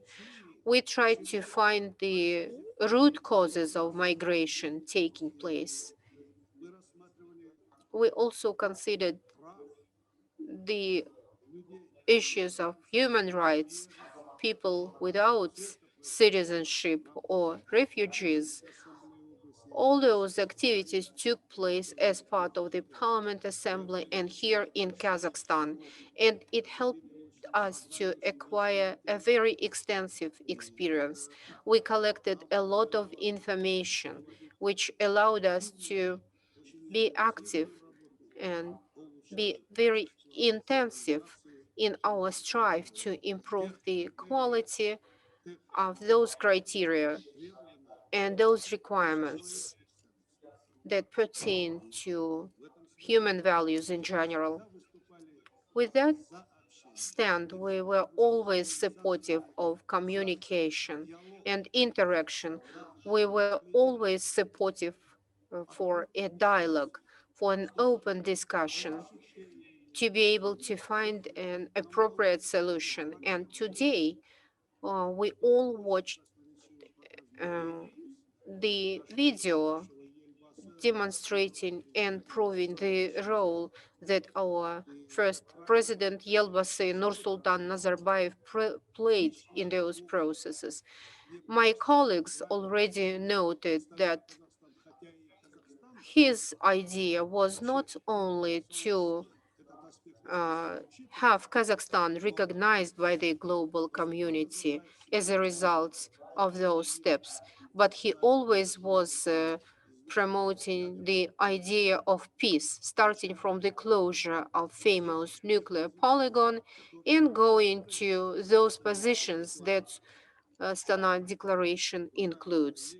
Distinguished colleagues, my memories take me back to that period, reminding me of very active and intensive collaboration with the global community, and which gave a positive impact and improve our relationship all over the globe. A personal contribution and personal contact, personal relationship played a great role. I still remember my colleagues with whom we continue to keep in touch, and particularly my colleague Joao Soares, Ricardo Miliori, Oliver Spencer. They are all my friends, and we indeed were very positive towards each other.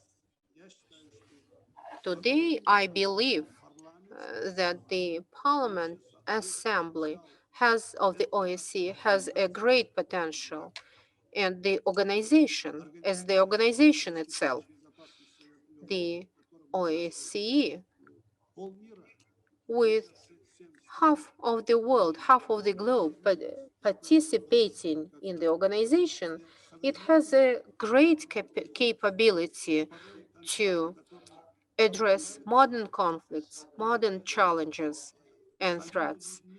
Sometimes the results from individual situations or attitudes which shouldn't take place, which should not be excluded.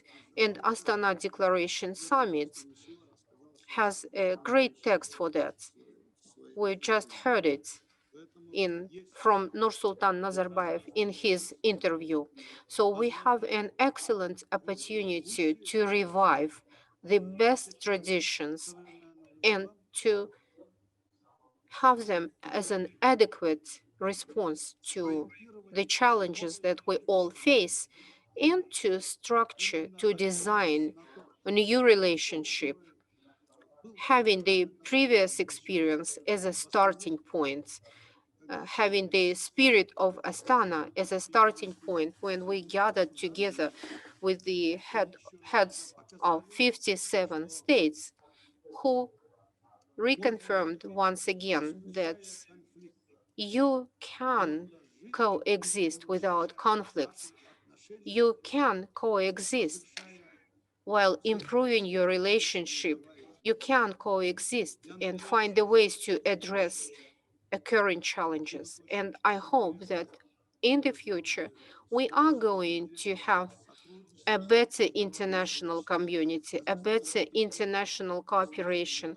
And Kazakhstan has been and will continue to be an active promoter of peaceful ideas, peaceful coexistence, and peaceful cooperation all over the world. Thank you very much.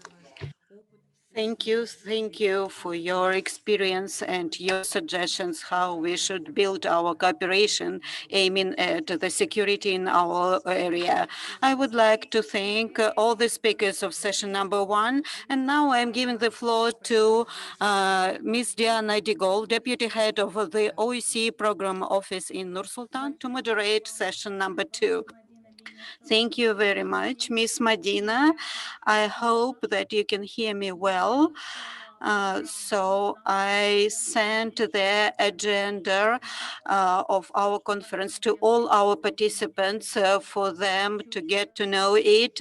If some of the participants joined our conference a bit late, and I would like to reiterate again, you can have an opportunity to ask questions.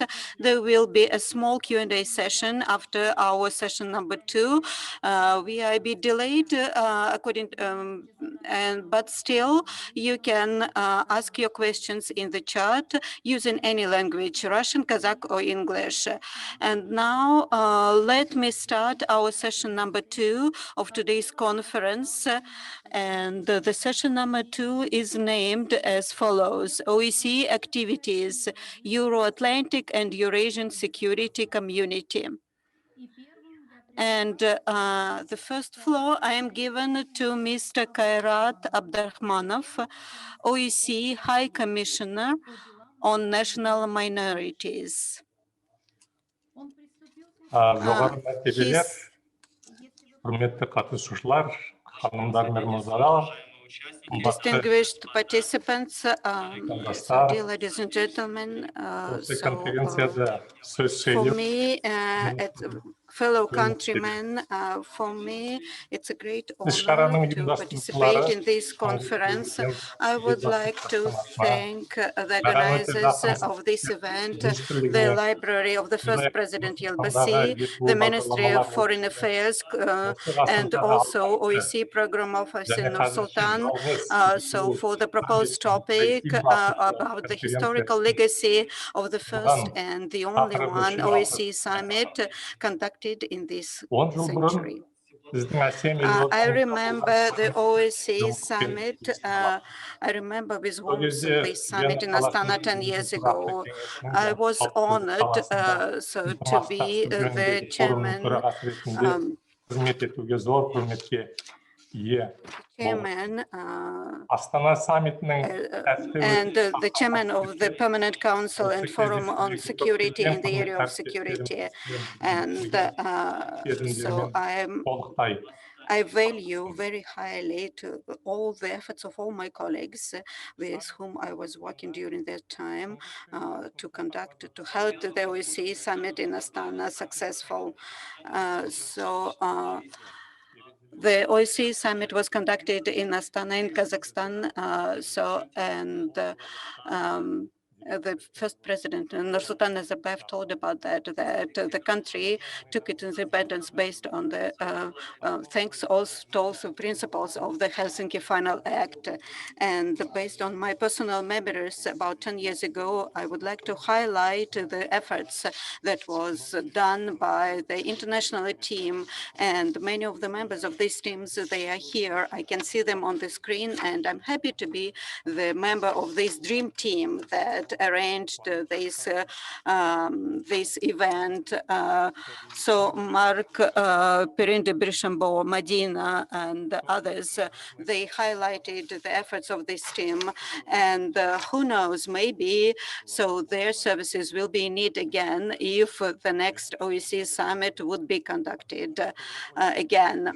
So I would like to highlight that the administration of the president, the PM's office, all the ministries and agencies of Kazakhstan, they were actively involved in conducting this OSCE summit, including the Central Election Committee and others and others. I will not mention all of them. And of course, I would like to highlight the role played by our parliamentary members.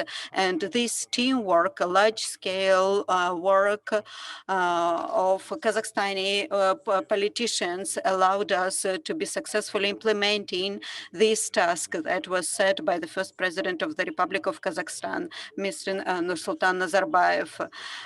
So at the high-level meeting of OSCE, I can confirm that the high political will and prospective vision of the Kazakhstani leader allowed to mobilize the OSCE efforts in order to avoid all the misunderstandings and to be focused on the productive work to conduct the meeting, to conduct the summit itself, and to develop the final document of this event. And you could see, all of you could watch this video film, and you could hear the words from the first hands of all these people. One of the outcomes that had an impact on the internal policy of Kazakhstan were the large-scale reforms that are being implemented now under the leadership of Mr. Tokayev, that was mentioned by the Minister of Foreign Affairs, Mr. Tuberdi. Уважаемые, to handle diversity can determine how strong and resilient societies and their peoples are to internal and external threats. The security of each participating state is inseparably linked to that of each person living there. I was deeply honored to be appointed High Commissioner on National Minorities at the Tirana OSCE Ministerial Council 2 months ago. As you know, the High Commissioner has a twofold mandate: first, to provide early warning and early action to prevent ethnic tensions from developing into conflict, and second, to assist the OSCE participating states in developing and implementing policies that facilitate the integration of diverse societies. At a time when the degree of diversity in our societies has dramatically increased, the promotion of policies that facilitate integration is one of the most effective tools for preventing conflict. Since taking up my mandate, I have enjoyed the opportunity of engaging with a number of participating states via online meetings or also in person. In my conversation, I highlight the importance of depoliticization of minority issues, both domestically and in bilateral relations, to help create a conducive environment for finding solutions suitable for all, including for persons belonging to national minorities. To that end, I offer support to develop policies that promote integrated and cohesive societies, which is, in the experience of successive High Commissioners, a powerful structural and long-term conflict prevention tool, and hence one of the main pillars guiding my work in the OSCE region. The main reference for this kind of support to states is a series of recommendations and guidelines that the successive High Commissioners have developed in a number of specific sectorial areas over the past 3 decades.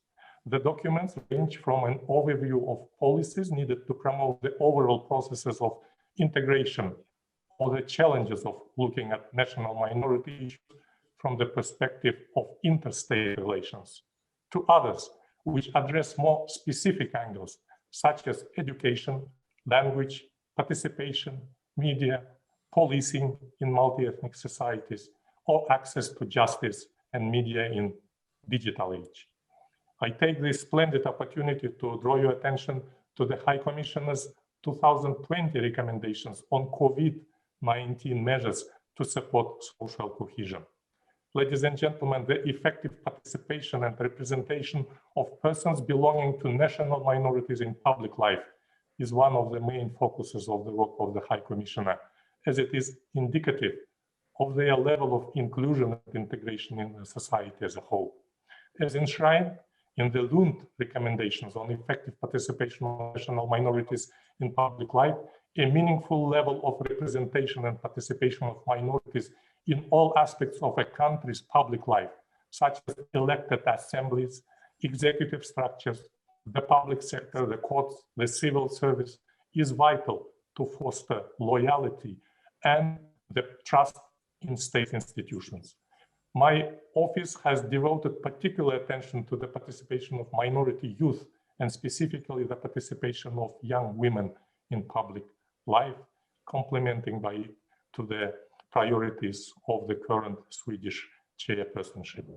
A balanced approach to education and language in diverse societies is a prerequisite and starting point for ensuring the participation and representation of all members of society, taking into account their own specific identities. The Hague recommendations regarding the education rights of national minorities, as the Oslo recommendations regarding the linguistic rights of national minorities, advise that the state policies should balance the need to promote the state language as a common basis for the integration of diverse societies, with the obligation to safeguard and promote linguistic diversity, including by protecting the linguistic rights of minorities. This principle of balance applies to the education system as well.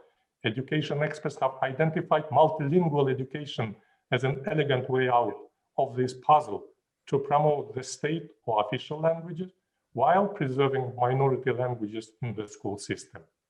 Over the years, we have refined our engagement in several OSCE participating states in the sustainable promotion of mother tongue-based, multilingual and multicultural education. In Central Asia, as in other contexts of the OSCE, we support education authorities' efforts to elaborate legal frameworks and policies for multilingual education, to develop methodological materials for teachers' training and train teaching staff at pilot schools and preschools, and bring education authorities and practitioners together to foster regional cooperation on multilingual education in regular summer schools and focal point meetings. This unique approach is embodied in HCNM Central Asia Education Program, which has become a flagship program of the institution. this type of engagement is not limited to Central Asia, but has, according to local specifics, being adopted in other areas of the OSCE as well. Each and every participating state has accumulated quite a wealth of positive experience. Many participating states have know-how on how to tackle sensitive minority issues. I will do my part to assist participating states in strengthening trust between them and within their societies. Hanımlar мен мырзалар, сонымен қатар саммиттің маңыздылығы мен өзектілігі ол азаматтарымыздың игілігі мен гүлденуі үшін мемлекеттер арасындағы. Dear ladies and gentlemen, but at the same time, has in your citizens. The OSCE has a unique opportunity for that because the OSCE has a unique opportunity for that. But nevertheless, we have to do even more to establish a very specific dialogue. It is very important that the heads of the states, the ministers, they were more active. They are more active in the activities of the OSCE, the same as they did so before the OSCE summit in Astana.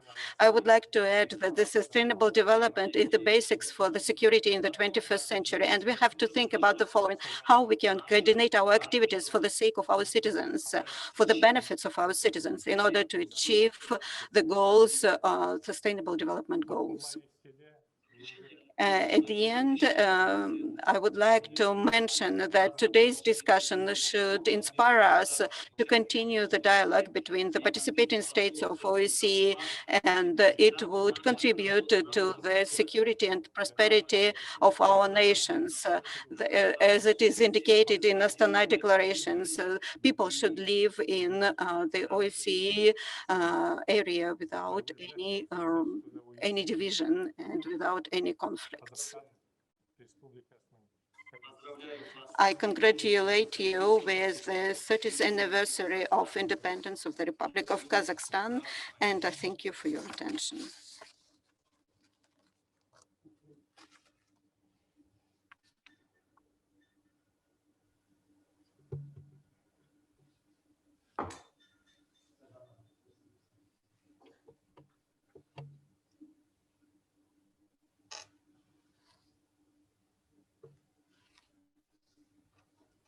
Thank you very much for your speech. I was not able to connect it. I was mute, but I would like to thank you for your speech. I would like to wish you all the success, success being a High Commissioner.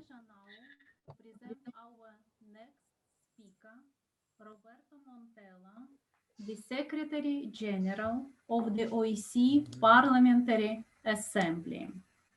Roberto, the floor is yours. Thank you very much, dear Madam Moderator, dear Diana. Thank you very much. What a pleasure to be part of this big OSCE family gathering. Brings back beautiful memories, the 10th year's anniversary of the summit in Astana, and also congratulations for the 30 years of Kazakh's independence anniversary upcoming. Many thanks to the Foreign Ministry for organizing this event, to the Library of the First President, and to the mission in Nur-Sultan. This is a great event. I would also like to pass on my special greetings to the President of Kazakhstan, who Mr. Sultanov reminded was an important leader of the OSCE Parliamentary Assembly, a former Vice President of the Parliamentary Assembly, with whom on the 18th of December 2010, a few days after the summit, we were together in Minsk observing a parliamentary election. Considering today's also situation in Belarus, it's interesting, to remind that also with President Tokayev, we did that a very important activity of the OSCE Parliamentary Assembly, which is election observation. Today, I will focus mainly on 3 points. The first, the relevance of the Astana summit and how the OSCE Parliamentary Assembly is trying to revive its spirit. The second, following the theme of this session, the relevance of the OSCE activities. And the third, the added value of members of parliament. Now, some of you have reminded, I was myself in Astana as a young employee of the Parliamentary Assembly 10 years ago. Besides the very cold weather and atmosphere, I remember a great meeting indeed. It was the meeting, maybe some of you will remember, it was also one of those days when the WikiLeaks scandal came up. So there was also a lot of discussions among leaders about the first reports about WikiLeaks. I remember a very heated discussion between President Berlusconi and Hillary Clinton on some of the cables that came up at that time. But what was special about the summit was, and this is something that I've often recalled, it was not the usual liturgy of ministerial meetings. Marc Perrende-Brichambeau, our former Secretary General, knows this very well. We've had many ministerial meetings where normally you have the foreign ministers coming, delivering their speech, then engaging in some bilateral meetings, but really not engaging in the spirit and the idea of the OSCE. Some of them don't even know why, what is that they are there for. They've come, they've delivered a speech that their ambassadors has prepared, and then they leave or they engage with their colleagues on other matters not pertaining to the OSCE. This was different in Astana, and I think this was the biggest success of the Kazakh chairmanship. You managed to get lots of leaders there and really focusing on the OSCE dossiers. And I remember this, not wearing a jacket is a testimony to Kanat Sadubayev, because I remember the 2 a.m. meetings that Marc Perrende-Brichambeau was referring to, when him and Kairat going back and forth from a room trying to find an agreement on the last document. And that was really a lot of work done, a lot of passion put into this meeting. And I remember it for this. I think some of you have recalled it, the spirit of Astana. I think this is what is important to recall. The spirit of Astana, which I would translate as the political attention. And this is what some have mentioned, maybe we should have another summit or not. I don't know, it's not up to me to dwell upon this, is a decision of the ministers. But whether there is a summit or not, what needs to come back to the organization is the spirit of Astana, which mainly translates into political attention of the leaders of the organization, which are in the 57 capitals. Now, from the Parliamentary Assembly point of view, we saw the situation last July when the 4 leaders of the OSCE executive structures and institutions could not be renewed. And we thought, what can the Parliamentary Assembly do? So we launched an initiative, which we called Call for Action, which now is being translated also into a process towards Helsinki plus 50, whereby we have engaged former Secretary General Lamberto Zanier to help us put together all the good ideas that are out there that have been developed for many years on how to reform the organization, on how to make this organization more effective, stronger, and how to make the organization do what it does best, which is indeed fostering dialogue between countries who have different opinions about their security, about their situations. And this effort has come up in a document that we called indeed a call for action that has been signed by all the leaders of the OSCE who have served the organization at the highest level. Kanat Sadubayev is here, he's one of the signatories of this document. So all the former CIOs, all the former Secretary Generals, some have signed, some agreed with the document, but for the current functions that they have, they could not sign the document. But in principle, they all agree with this document, former Secretary General, former heads of institution, former presidents of the OSCE Parliamentary Assembly. So you have the entire OSCE families, so let's say the entire people who have served the OSCE for many years, who have launched a document which basically says we need to give a new impetus to the organization. We need to revitalize this organization. And coming to the Euro-Atlantic and Eurasian security concept, 10 years ago in Astana, when presenting the commemorative declaration towards a security community, President Nazarbayev said, we realize that the way to a true Euro-Atlantic and Eurasian community with the united and indivisible security will be long and thorny. In fact, events in the last decade, starting from the Russian annexation of Crimea, made this way an extremely difficult one. However, in Astana, there was a consciousness that the OSCE could be the right platform to deal with this vision. And even in the light of the new challenges, especially the tense East-West relations, I'm convinced that we should all be, and we should all be convinced that this is still the right platform. The OSCE is inclusive, is comprehensive, And this is a unique added value we must preserve. Naturally, the commitments must be implemented and the principles cannot be violated. But the OSCE is a platform for dialogue, where we talk about problems, not a platform for mere condemnations. We have to really enter into this concept that we need to improve the dialogue between those who disagree. If we think about the spirit that exists in the OSCE family, I think the Helsinki Final Act would never have been signed in 1975. And we cannot say the problems at that time were less. However, there was a political will to overcome them. My wish for this session, but also for the future, is that instead of talking about the future of Euro-Atlantic and Eurasian security community, we can try to talk about building synergies from Vancouver to Vladivostok altogether. And one more reflection on international cooperation. I mentioned earlier, part of this problem the OSCE is facing are due to the worldwide crisis of multilateralism. This doesn't mean that we should remain passive to this. Actually, it means that we as the international community should redouble our effort to prove that for the global challenges we are facing, the selfish recipe is not the answer. Only increased cooperation, and we've seen it also on the crisis of terrorism, health crisis, movement of people, climate change, only cooperation at all levels and joint solutions are effective. And the OSCE could serve as the best practice of this. And if only tried to really invest in the OSCE, we have the capacity to make good use of it. We mentioned about the OSCE activities, and let me tell you, as somebody who has served in the OSCE field operation for many years, I have seen the effectiveness of this organization at the grassroots level. I've seen many people benefiting from the work of the OSCE. Here we have representatives of the mission in Nur-Sultan, but there are many missions in the OSCE where women, men every day work very close to the end users, what I call the end users of the OSCE product, the citizens of the OSCE.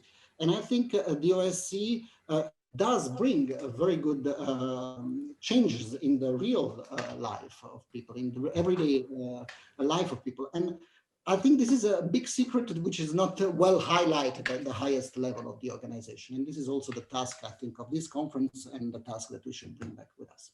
Finally, one point on the role of the parliamentarians within the OSCE. I wish to draw your attention on two assets that we can benefit for the whole organization.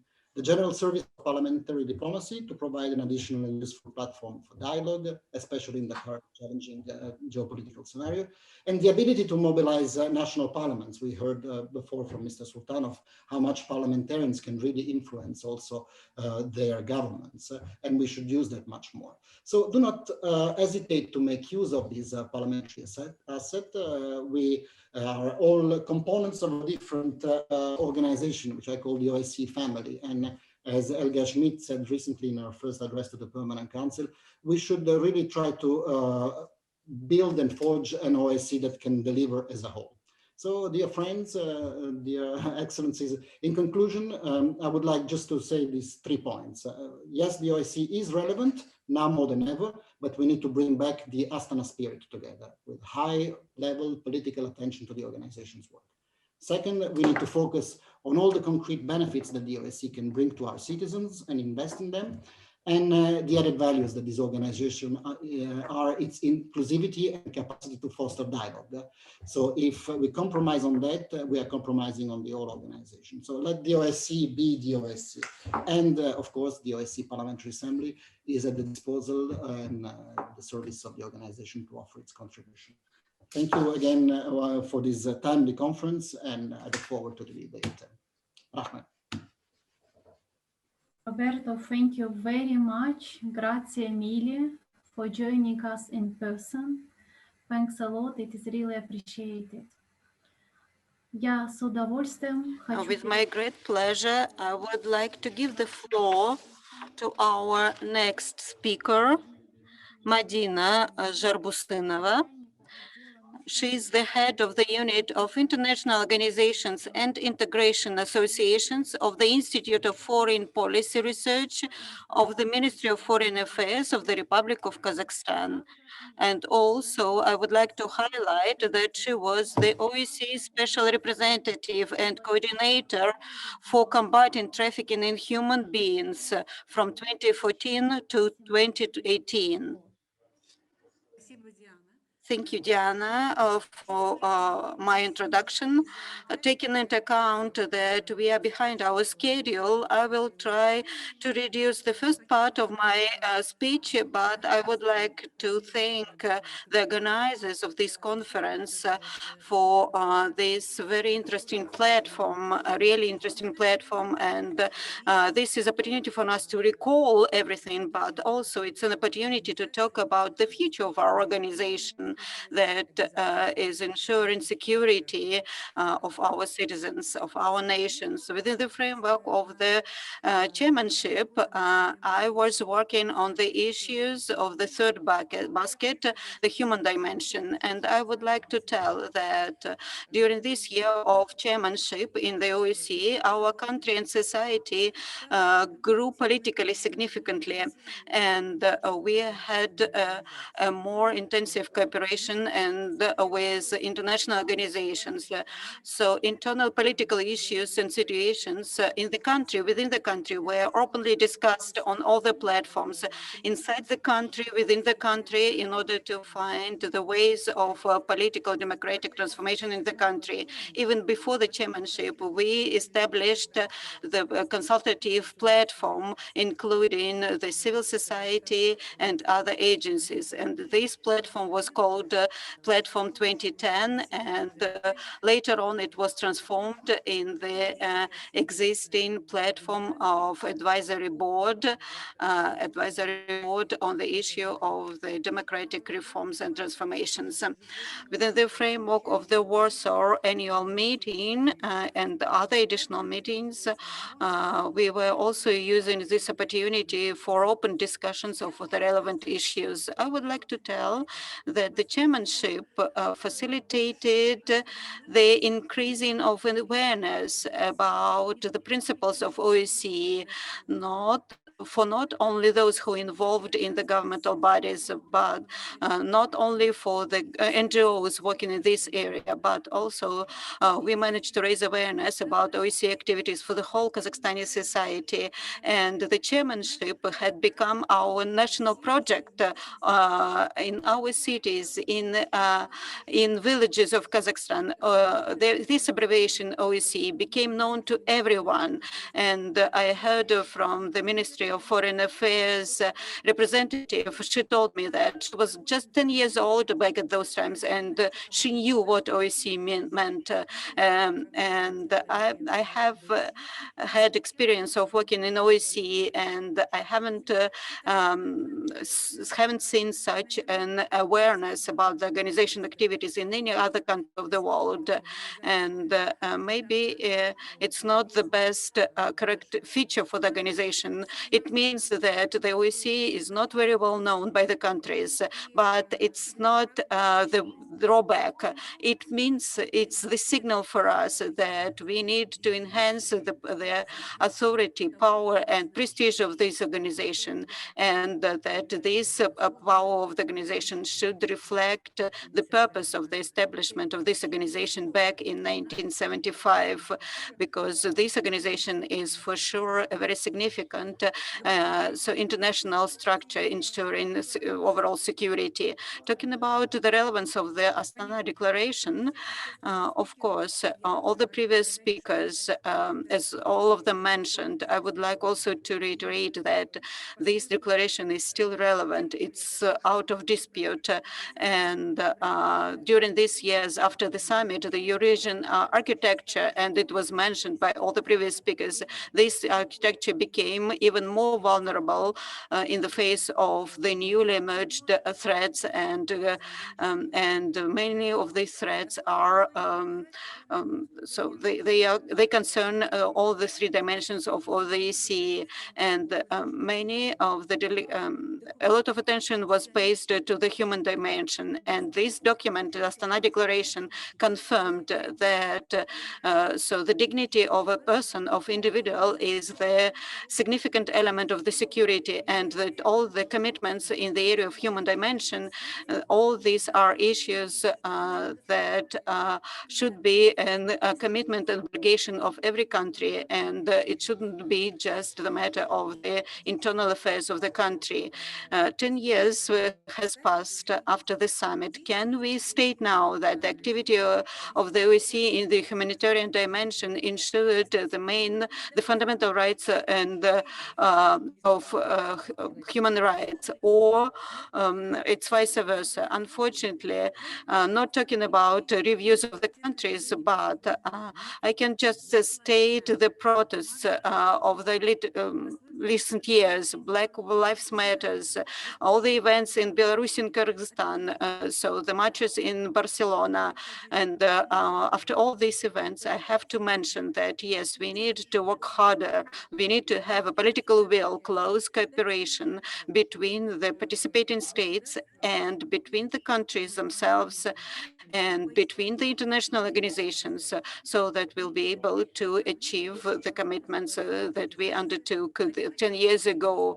And the priority should be the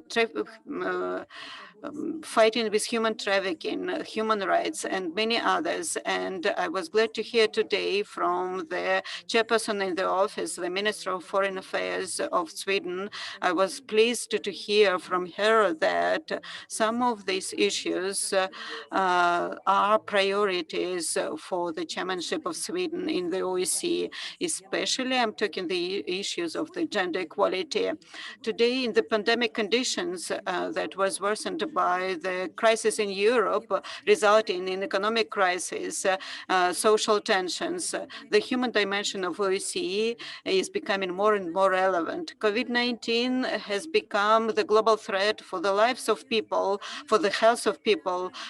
It's not only the health problem, because this is a virus that can result into xenophobia and threats of the human rights. And this is a threat of stability in the world now.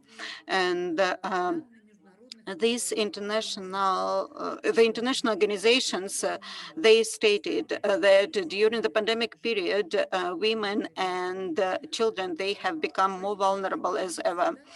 The policy of the countries to ensure security of their own citizens has become the open priority, despite of the agreements of interaction in the crisis situation. It's not result in the trust of the NGOs. All the restrictions so has raised the discussions about the human rights, and it resulted in the social tension. Taking into account my vast experience in the area of combating trafficking in human beings and gender equality, I have to mention all these issues. During the years of the global pandemic, we developed the guidelines for combating trafficking in human beings, developed by the Department of Vienna. And this document stated that the human trafficking is a global threat and one of the most spread offense, and it is spreading drastically despite of all the global efforts.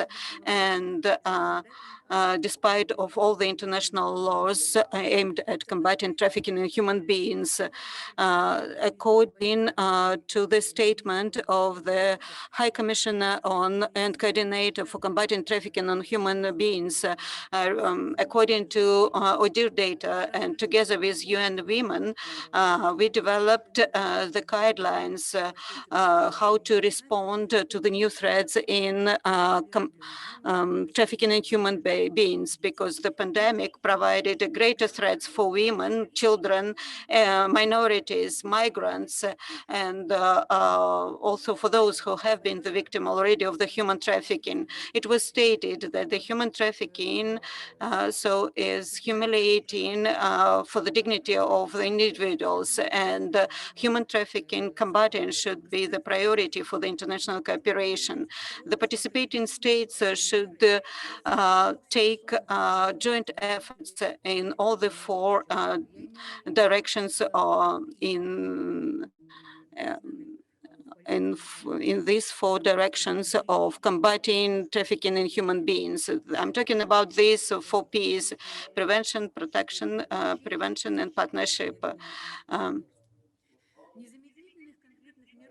We need to take urgent measures to resolve the gender inequality and discrimination. Also, we need to tackle the domestic violence against women.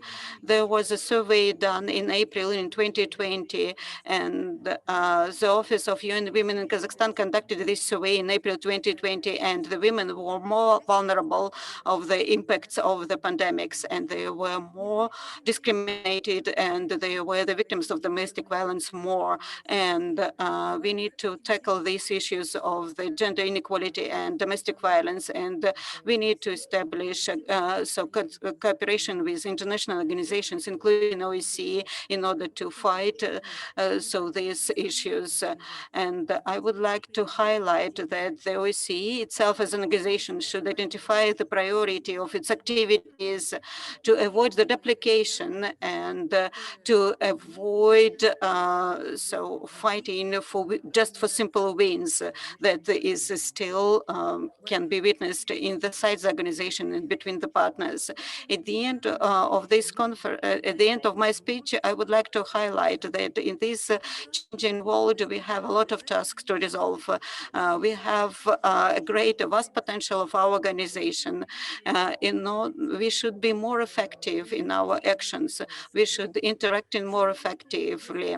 And it's obvious that in order to develop effective European security order from Vancouver to Vladivostok, we need to enhance the level of trust and confidence between the countries. We need to optimize the interaction between the countries that should be based on the open and constructive dialogue. Thank you for your attention. Thank you very much, Mardina Beneshevna, for your speech. Let me now pass the floor to our next speaker, Kairat Umarov, Ambassador Extraordinary and Plenipotentiary of the Republic of Kazakhstan to the Republic of Austria and Permanent Representative of the Republic of Kazakhstan to international organizations in Vienna, which of course includes the OSCE. The floor is yours. Thank you, distinguished moderator, for very welcome presentation. Distinguished participants of the conference, first of all, I would like to thank distinguished organizers for the invitation to speak at the event dedicated to the 10-year anniversary. I am very pleased to see my colleagues and to recognize their contribution to successful events. For me, as a permanent representative of Kazakhstan, I'm very happy to share my opinion about the historical importance and the contribution of Kazakhstan to development of the OSCE and also tasks ahead of us. Kazakhstan has been very special about looking into the OSCE as a platform, as a forum, as an effort to enhance interaction. And enhancement of the organization was the idea behind the strive to organize the summit back in 2010. Historical importance of Astana summit can be seen through the context in those days. In 2010, the organization was living through a challenging period and was close to its breakdown, lack of trust, polar positions in all aspects of the OSCE, different approaches to the issues of regional and global aspects, and the conflict of a new potential, which actually were very threatening for the future function of the organization. Participation in this event of the Minister of Foreign Affairs, Mr. Saudabayev, Supreme Commissioner, Mr. Kairat Abdurahmanov, who used to be a permanent representative of Kazakhstan in the OSCE, they all felt the problematics for organization. And in those conditions, the initiative of our first president, Nursultan Nazarbayev, to organize the summit turned out to be a necessary measure The high-level meeting and informal discussions significantly reduced the tension and conflict between the states and brought the cooperation into the new and quality level. To overcome further polarization and alienation of the OSCE, allowed to consolidate the OSCE among different participating states. The President Nazarbayev clearly defined the summit as a historical event, which is characterized by a special spirit of Astana. That spirit of Astana helped to adopt the declaration on the way to security, which turned out to be the result of a very long way to find consensus. I would like to significantly highlight a personal contribution of the first president, his active engagement in finding compromise, in finding solutions, enabled the breakthrough that we have achieved. Today, the concept of free, comprehensive, indivisible security in the OSCE space remains our strategic goal in the 21st century and also as a fundamental basis for free of conflicts future. Novelty of declaration relates to the fact that security of each participating state is an integral part of security of any other state, and each state has equal rights in terms of security without abusing the interests of the other countries. It allows us to move towards peace, cooperation, and unity all over the globe. OSCE remains a unique organization in Euro-Atlantic and Eurasian security thanks to comprehensive nature of its activity. However, the role of the OSCE is under threat, facing new geostrategical realities. Within the last decade, we've been facing new challenges and threats from activities of terrorists, drug trafficking and human trafficking, cyber attacks against critical infrastructure objects, and many others.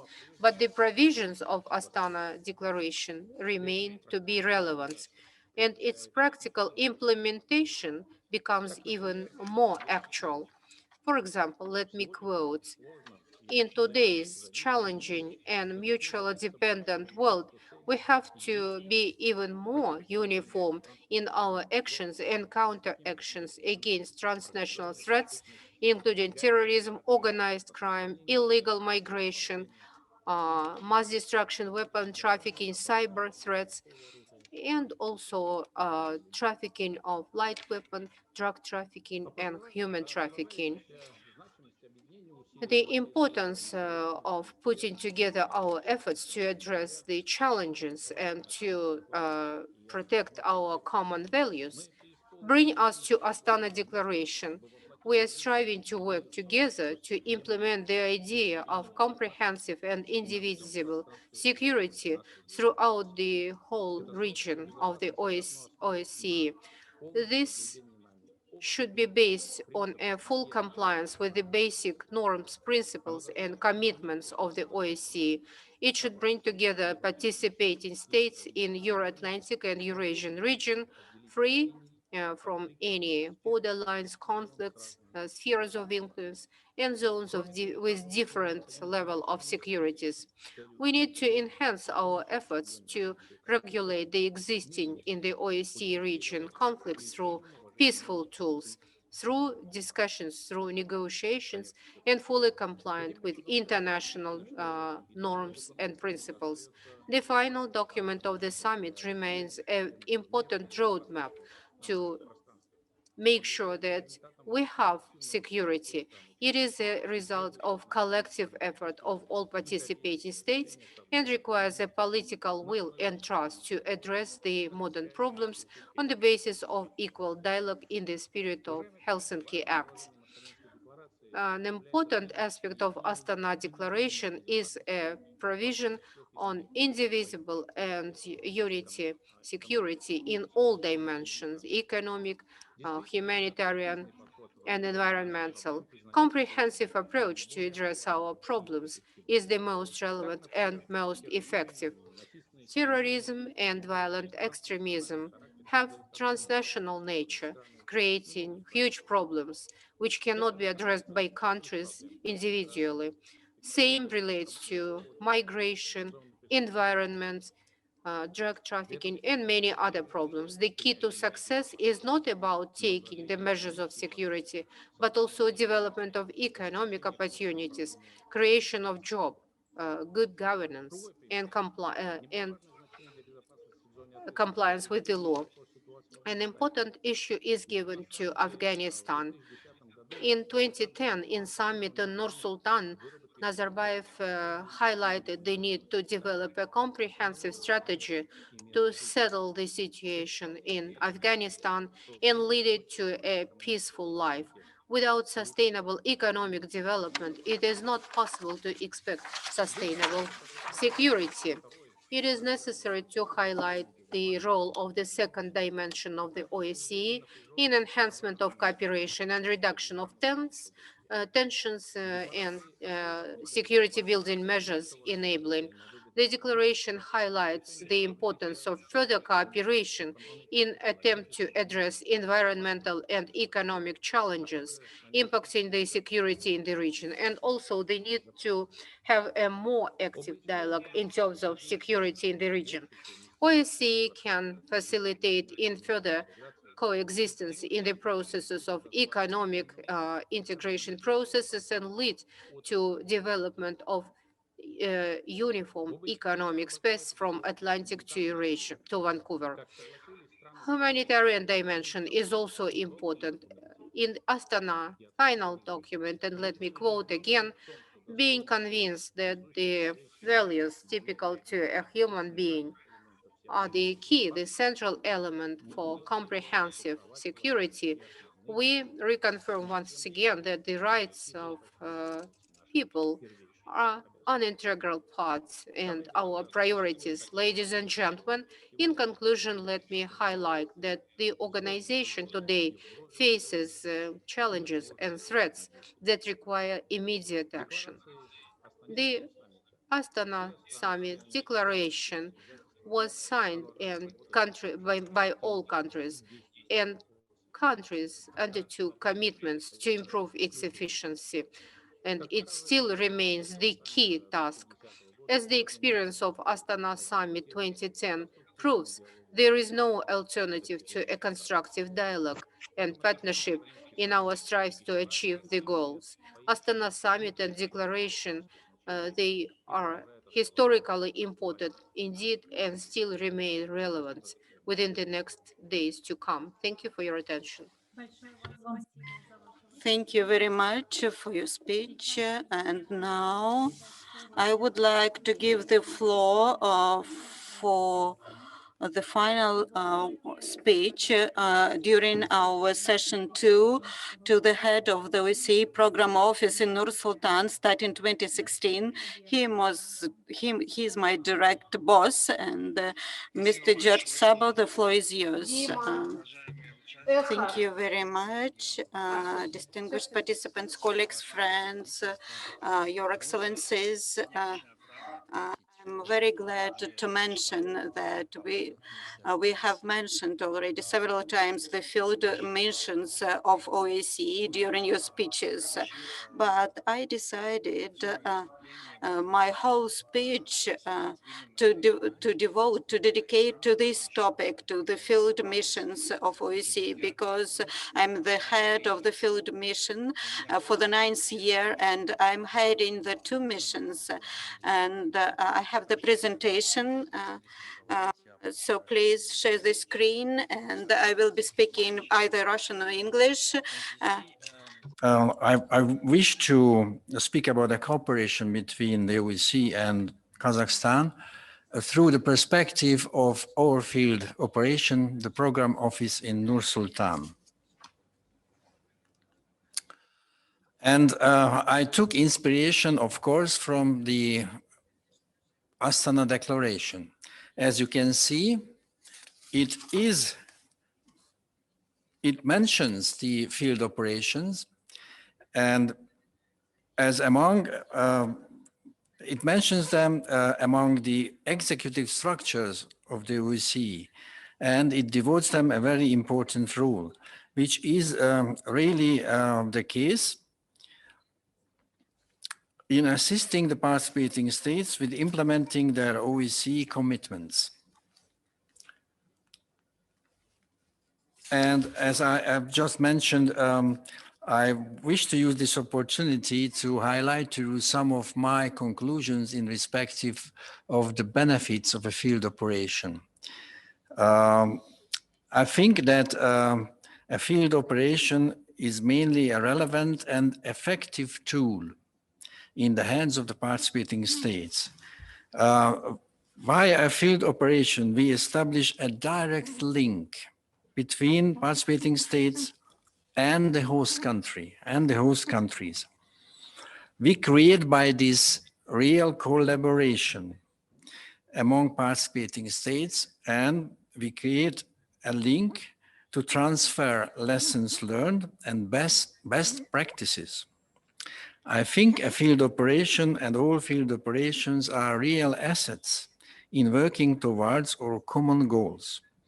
They are very cost effective and provide very high value for low costs. I think we should all appreciate the work which is done in the field operations. We have to value their flexibility. We should, I think, all support the field operations and make them stronger. And maybe we add more variety to the field operations according to the needs of the participating states.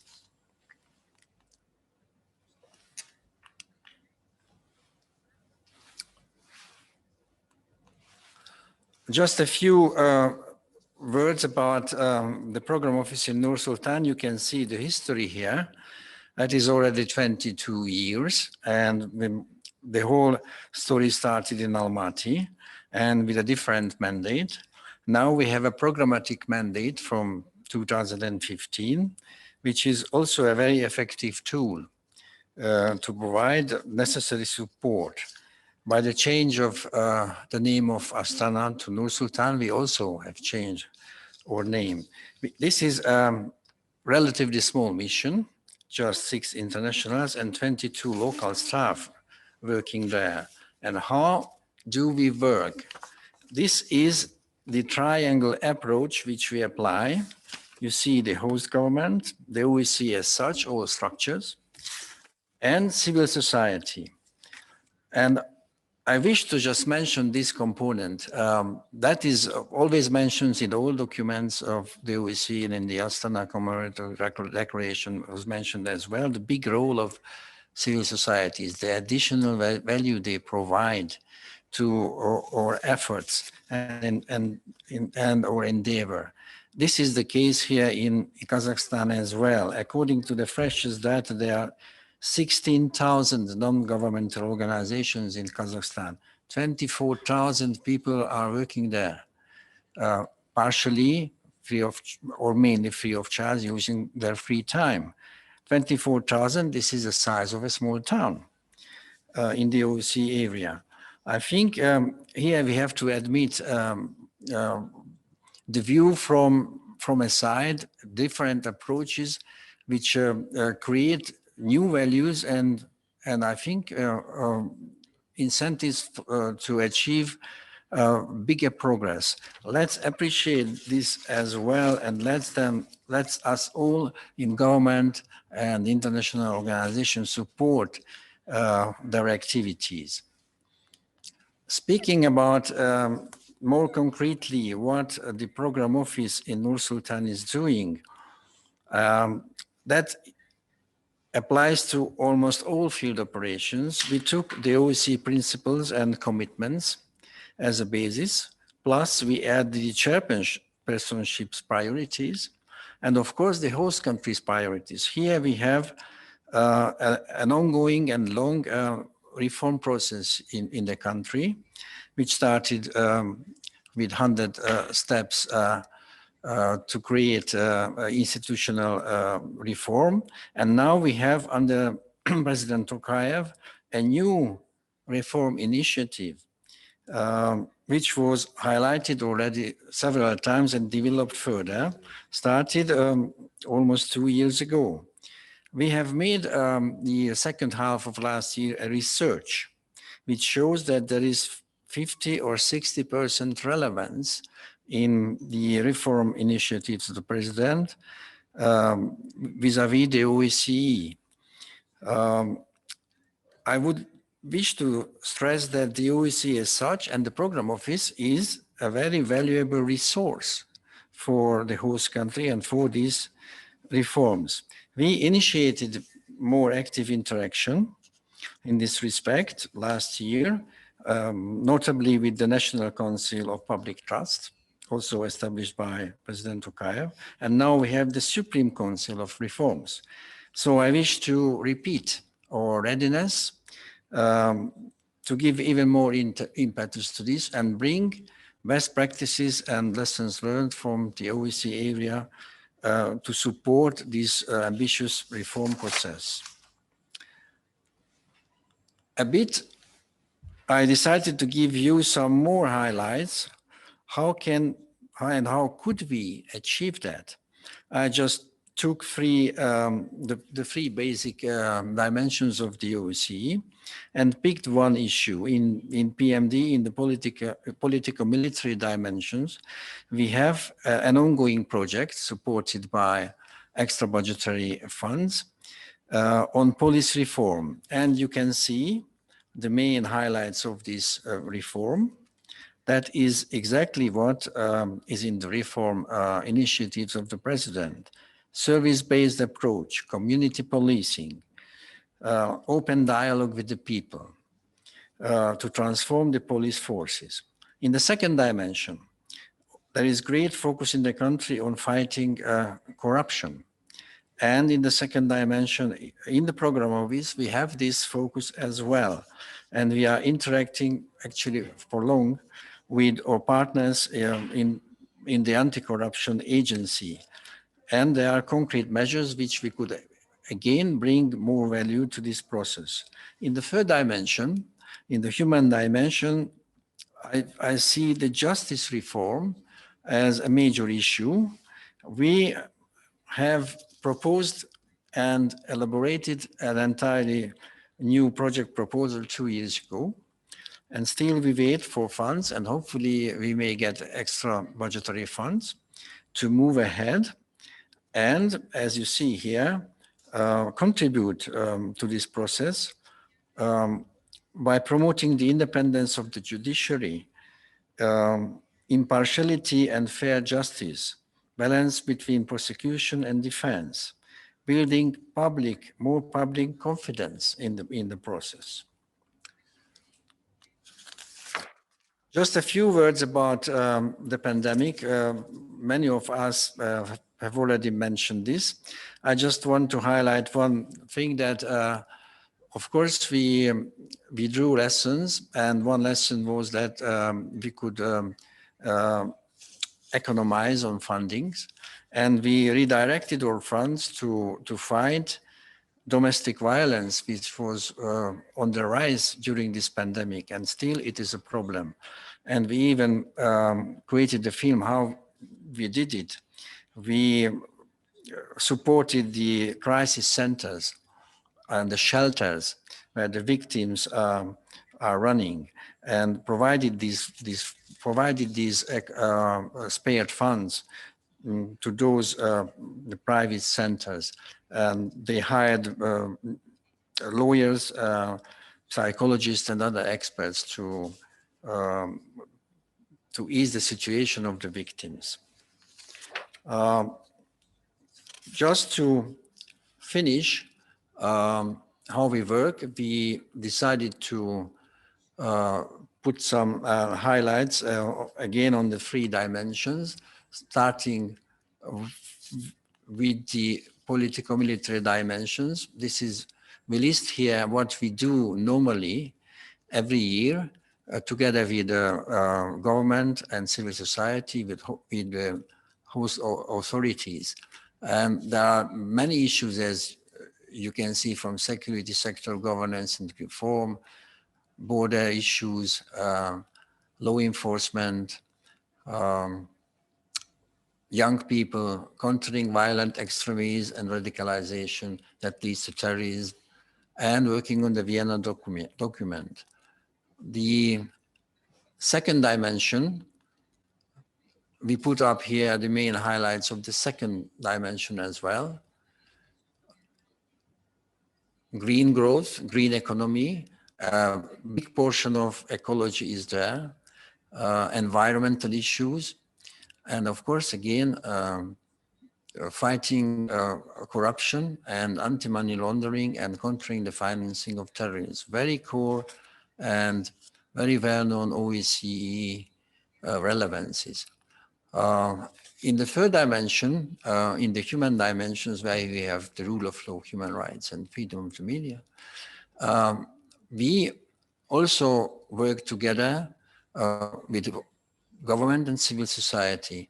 And you can see here, combating human trafficking, which has been just mentioned, working with parliament, promoting gender mainstreaming, which is also an important aspect of the chairpersonship's priorities for this year. And of course, empowering civil society, the issue which I've been just mentioning to you. This is in a nutshell, and you can see the small staff, and still with the former Secretary General together in Nur Sultan. And we hope that the new Secretary General is going to visit us very soon. And we also have a promise from the chairperson in office, Minister for Foreign Affairs of Sweden, that she would be also coming. We hope for these developments because that is a real added value to our daily activities. I thank you for your attention.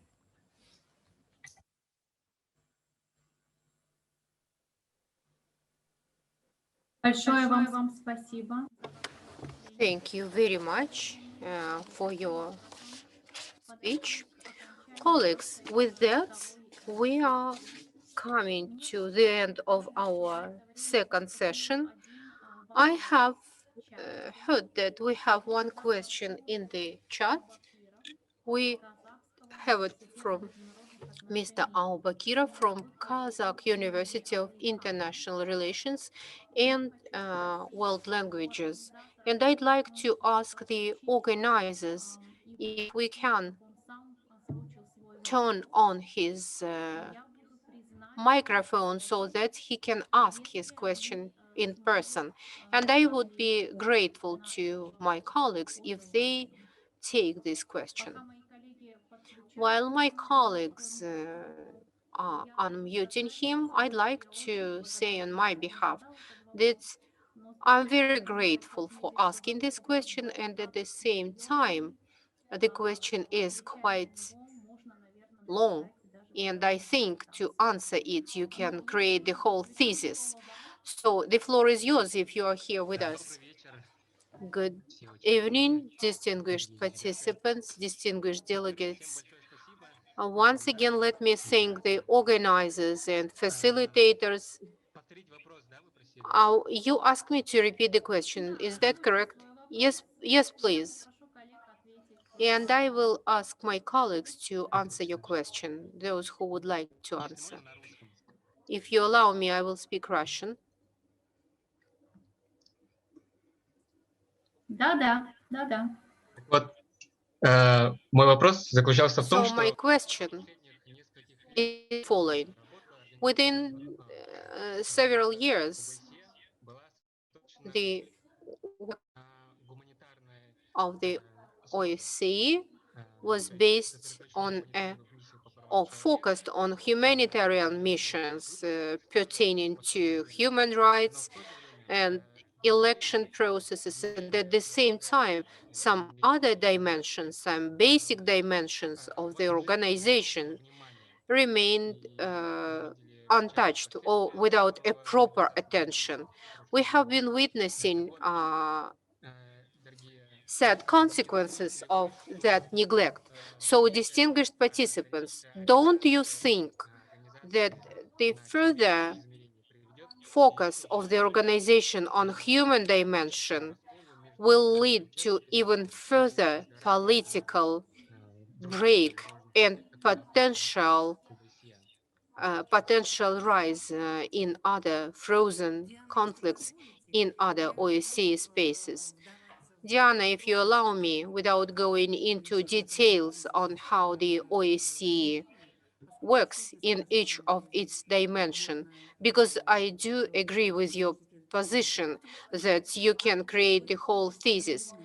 Artur, you are not well informed about the work of the OSCE, and even during our chairmanship, we try to work and to ensure a balance in all dimensions of the OSCE. And in addition to what our mission was doing during our chairmanship from Astana and outside, we worked with special representatives. And we had, for each dimension, a special representative. So your understanding is not quite relevant. If you concluded based on my presentation during the first session and during the second session, and because I was responsible for the human dimension, and because later when I worked in the OSCE as a special representative on human trafficking, although human trafficking is an interdisciplinary issue. But I would like to emphasize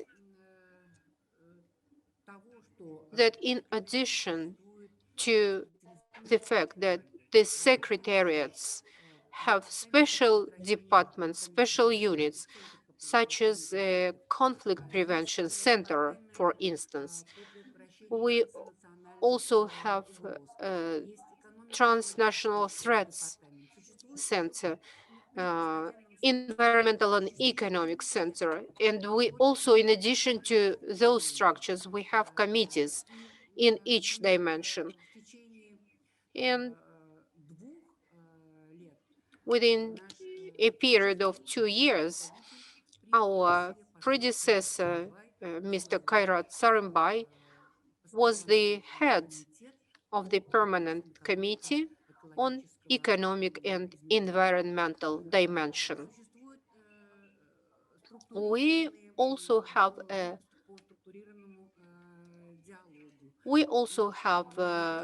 groups on structured dialogues, and also the groups who are responsible for monitoring, for example, a special OSCE mission in Ukraine. So we are quite multifaceted, and the presentation made by Mr. Sabo proves how and shows how different structures of the OSCE operate, including the field mission in the country of accreditation. Thank you very much for your answer. Anybody else wants to speak?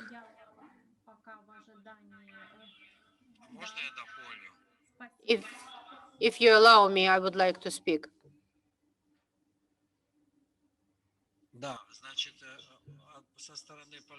So, as a field mission, you just mentioned how we operate. In our budget, the budget is almost equal for each of these dimensions. And to be honest, sometimes the second dimension kind of stands outside because our partner, Kazakhstan, pays a lot of attention to this dimension in particular. Given these facts, this is how we plan our budget. And in general, we try to split our funds, our budget evenly.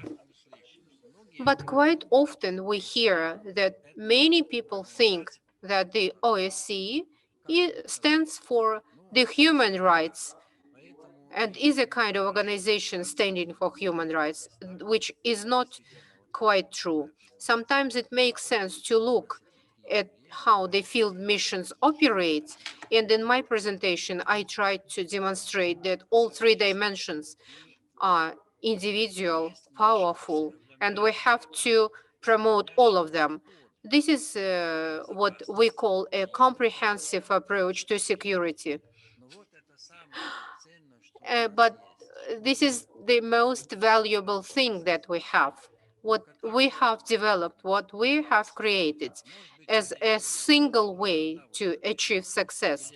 But sometimes from the outside, it looks like we focus on a specific dimension or a specific aspect. But trust me, it only looks like. It's not the case. And participating states require us to have this approach preserved. So I would like to join the opinion of Madina Beneshevna and to reconfirm that, yes, we have an even approach. Thank you very much. And as a moderator, I would like to answer Artur and to say that in the period that you mentioned, the OSCE faced the human resources crisis with the General Secretary, Secretary General, and directors of the department. It was the first time ever, and hopefully this crisis will never be repeated, and we will be fully fledged in all three dimensions, 360 days a year. With that, let me conclude the second session and move to our final concluding session. And with a great pleasure, I will pass the floor to the director of the Library of the First President of the Republic of Kazakhstan, Елбасы Bakajan Berikbay Uli Temirbulat. The floor is yours. Thank you. Thank you very much, Ms. Diana Digo. Let's start the work of the third and the concluding session of our today's conference. Your Excellencies, ladies and gentlemen, probably with that we'll be summing up this event. On behalf of the Library of the First President of the Republic of Kazakhstan, Елбасы, let me thank you again. Let me thank all our high-level guests. Let me thank all our high-level speakers for their participation. And I would like to wish all of you success, different plans and productive cooperation. And I would like to take specific thanks to my colleagues, moderators. First of all, thanks to Ms. Jarbosinova and to Ms. Diana Diggle, because they were helping and facilitating me to hold this conference, helping me to create this very warm atmosphere during these discussions. The most important outcome of this conference is that we recall the details of these 2 days 10 years back. But what is most important, we have discussed the prospects and the new goals and tasks set for the OSCE in the light of the new emerging threats, global threats. I am sure that this international conference, Astana Summit, historical significance and relevance, will contribute to the promotion of ideas in initiatives on strengthening peace and security in Eurasia region. Thank you for your attention, and I'm giving the floor to the head of the OSCE Program Office in Nur Sultan, Mr. Diertsabo. Please, the floor is yours. Thank you very much. Thank you, distinguished director. I would also like to thank you, your organization, for this idea, for this initiative. I would like to thank the Ministry of Foreign Affairs for its support, and I would like to thank my team.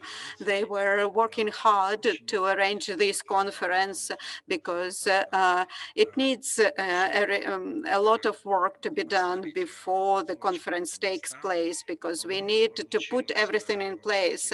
And in my opinion, it was a very interesting event. I had a great pleasure actually participating in it. And let me conclude using the following words. Yes, we think anniversaries. We think to recall these events because we like when the OSCE is being recalled during different anniversary dates and events, because we hope that the OSCE resources will be utilized further and the progress will be achieved. But today we were focusing more on the following: how we can and should arrange this kind of meetings, because these kind of meetings can serve as an impetus to develop something for the future. It was mentioned that Astana Declaration is very progressive in its nature, but we need to work a lot in order to achieve this level and even overcome this this level. It's very useful because we were able to identify resources and that can be utilized in everyday operations. And the world leaders, because during this summit they were here, and all the world leaders, they left this summit inspired, and many of the real participants were recalling this event, and because they were thinking, they were recalling it that this is a significant spirit, a different spirit, and when you are getting together, then the more positive and constructive decisions can be made and solutions can be achieved. And the Permanent Council has a meeting every Thursday, and they are discussing a lot of issues in every political aspect of today's agenda. And from this Permanent Council meetings, so they are the source of our attention. But many of the countries, maybe they are not paying attention much to that. But we hope that all these decisions of the Permanent Council will bring more security. But so from all these meetings, we cannot have this spirit, what we felt in Astana, and very often we do not know what kind of decisions our partners were not voting for. We just know the decisions that they voted for. And for me, I feel very positive working for the OSCE, and I think this positive spirit remains with us after these events. And sometimes the OSCE is being critiqued, for example, that the OSCE is not like it used to be, but I believe that the OSCE should be the OSCE, and of course, the organization itself cannot do everything on its own. We need contribution from all the participating states, and because everyone should realize that so we can gain just benefits from the overall contribution to the area of security. And if every participating state contributes, then the value of the OSCE will increase and our tools will be utilized more for achieving the progress in this area. Thank you very much. Thank you. Thank you very much. At the end, I would like to thank all the participants of the conference that were here today with us. I would like to say thank you for the technical staff and the interpreters. We do not see them, but they helped us to cope with technical issues during this conference. I would like to thank my colleagues, co-organizers, representatives of the Library of the First President of the Republic of Kazakhstan, Yelbasi. I would like to thank the Ministry of Foreign Affairs of Kazakhstan, and I would like to thank the staff of the PO in OSCE PO in Nur-Sultan. I thank you greatly. Thank you very much.